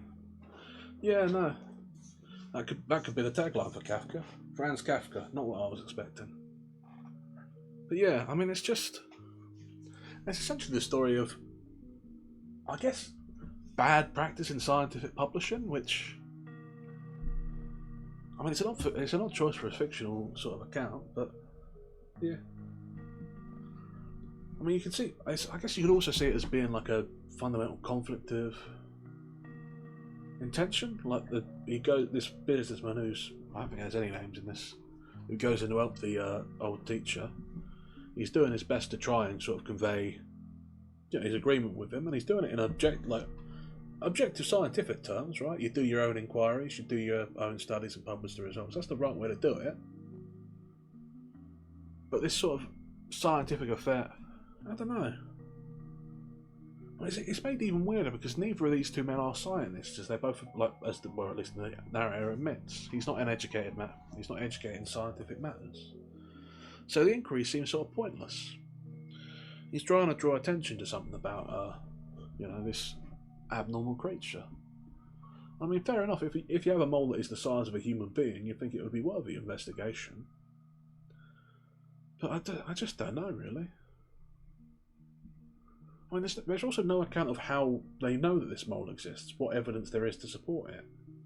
You're just told that they came to the same conclusion, so they could also just both be very wrong, which I guess changes the tenor of the story. And indeed, maybe it's more correct that they both be wrong, because, given the dismissal with which the scientific community seems to approach the teacher. I don't know, really. But then at the same time, the sort of attitudes of the people who we see talk about it are dismissive in different ways and for the wrong reason. The scholar whose approach sort of, says, yeah, moles get big, dismissing the fact that it's, supposed to be about 5 feet long, or 6 feet long, or whatever. Meanwhile, the agricultural journal just has the whole thing off as a giant joke, saying it doesn't exist. So there's disagreement in the community as to why it's bunk, but they all agree that it's bunk. Which does make you think that maybe there's not a general fair consensus on it. The second, it does make me wonder, because sometimes I do wonder how it is decided what is studied by scientific institutions. I've heard a lot of people talk about the way that what you call it, certain things that are, what you call it, especially in medicine, things that seem to have promise and seem to be sort of low-hanging fruit, will have articles written about them where what you call it says that scientific studies seem to back up the general principles accepted of them in folk medicine, but that no actual in-depth scientific experimentation has been done. And obviously there's like an element of, you know, profit and big pharmacology companies and that, but it does make you wonder, how is it decided where scientists will focus their attention? What is worthy of scientific inquiry, you know? I mean, like, you'd think scientists are supposed to know things, and yet there is all sorts of stuff that you just know that science doesn't really recognise. I mean, you think some sort of seismic or geological survey would show the fact that there is a huge library under large parts of continental Europe, for example. Like, this place is massive, and it stretches across a lot of the continent, but no one seems to be aware of this fact, other than me and Lamp. Now, that might be because the whole place is warded, actually, so that might be magic's fault. But still, you'd think science would have, like, some awareness of it. There'd be some, like, general awareness, right? You have this idea, I suppose, in your head that even if you don't necessarily know what's going on, society at large does, and science is like a manifestation of that. But you'd also think, you know, someone would know, like, investigators would be aware that there were, like, weird property things, or something would line up, and someone would know what was going on. But so often that's not the case, and it's quite a disconcerting feeling, really, to come to the realisation that some things just no one knows what's happening. Actually, that's something you could almost say is true of all of Kafka's stories, really. No one really knows what's going on in any of them. Investigations of a Dog is all about the strange things that happen. The Great Wall of China is attempting to correlate and unexplain this one aspect of the wall, but goes off in so many tangents. Metamorphosis, they don't even try to address why something happened. Uncertainty does seem to run through Kafka as a theme, which I guess in turn makes it fitting that you never expect what's going to happen from his stories. I don't think I got a line in any more Kafka, which is a shame because I'd like to see if I can find a bit more and see if that holds true. But he's an interesting author. I think Metamorphosis is like his biggest, most famous work. And I can see why, because it's quite a compelling story, and it seems quite prescient given the time it was published versus when I believe VTubers became mainstream. But the rest of his work is interesting, even if I haven't enjoyed reading most of it. So I think that's true of most of his stories now I think about it. Well, no, not most of them, but 3 of them. I enjoyed Great Wall of China, and I didn't mind the Great Wall. But oh, you're more than welcome, Abbe. Yeah. But of the of Investigations of a Dog, the Borough, and the Penals in the Penal Settlement, all 3 of them were unpleasant to read, but also in different ways. Investigations of a Dog was hard to read because it was sort of written as a pseudo-intellectual story. The Borough made me feel like I was having a panic attack, and then, the content of the Penal Settlement was just unpleasant. All of them was upsetting in different ways, and yet all of them was also very compelling.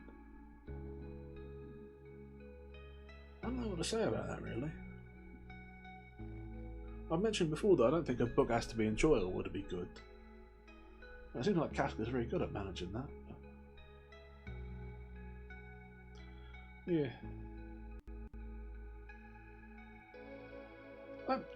Lamp is putting this all together as being an educational thing.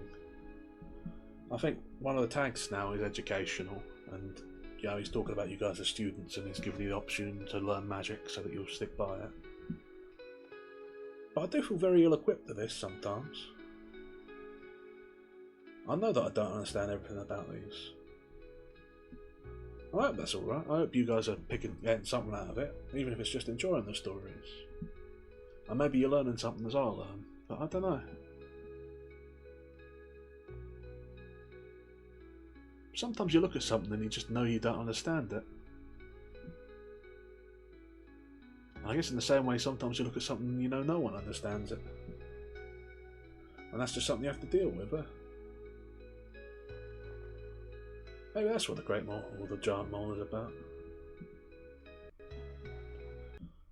I don't know. I just don't know. Still, anyhow, that's about the end of it. There's people here, so we'll see if anyone's online.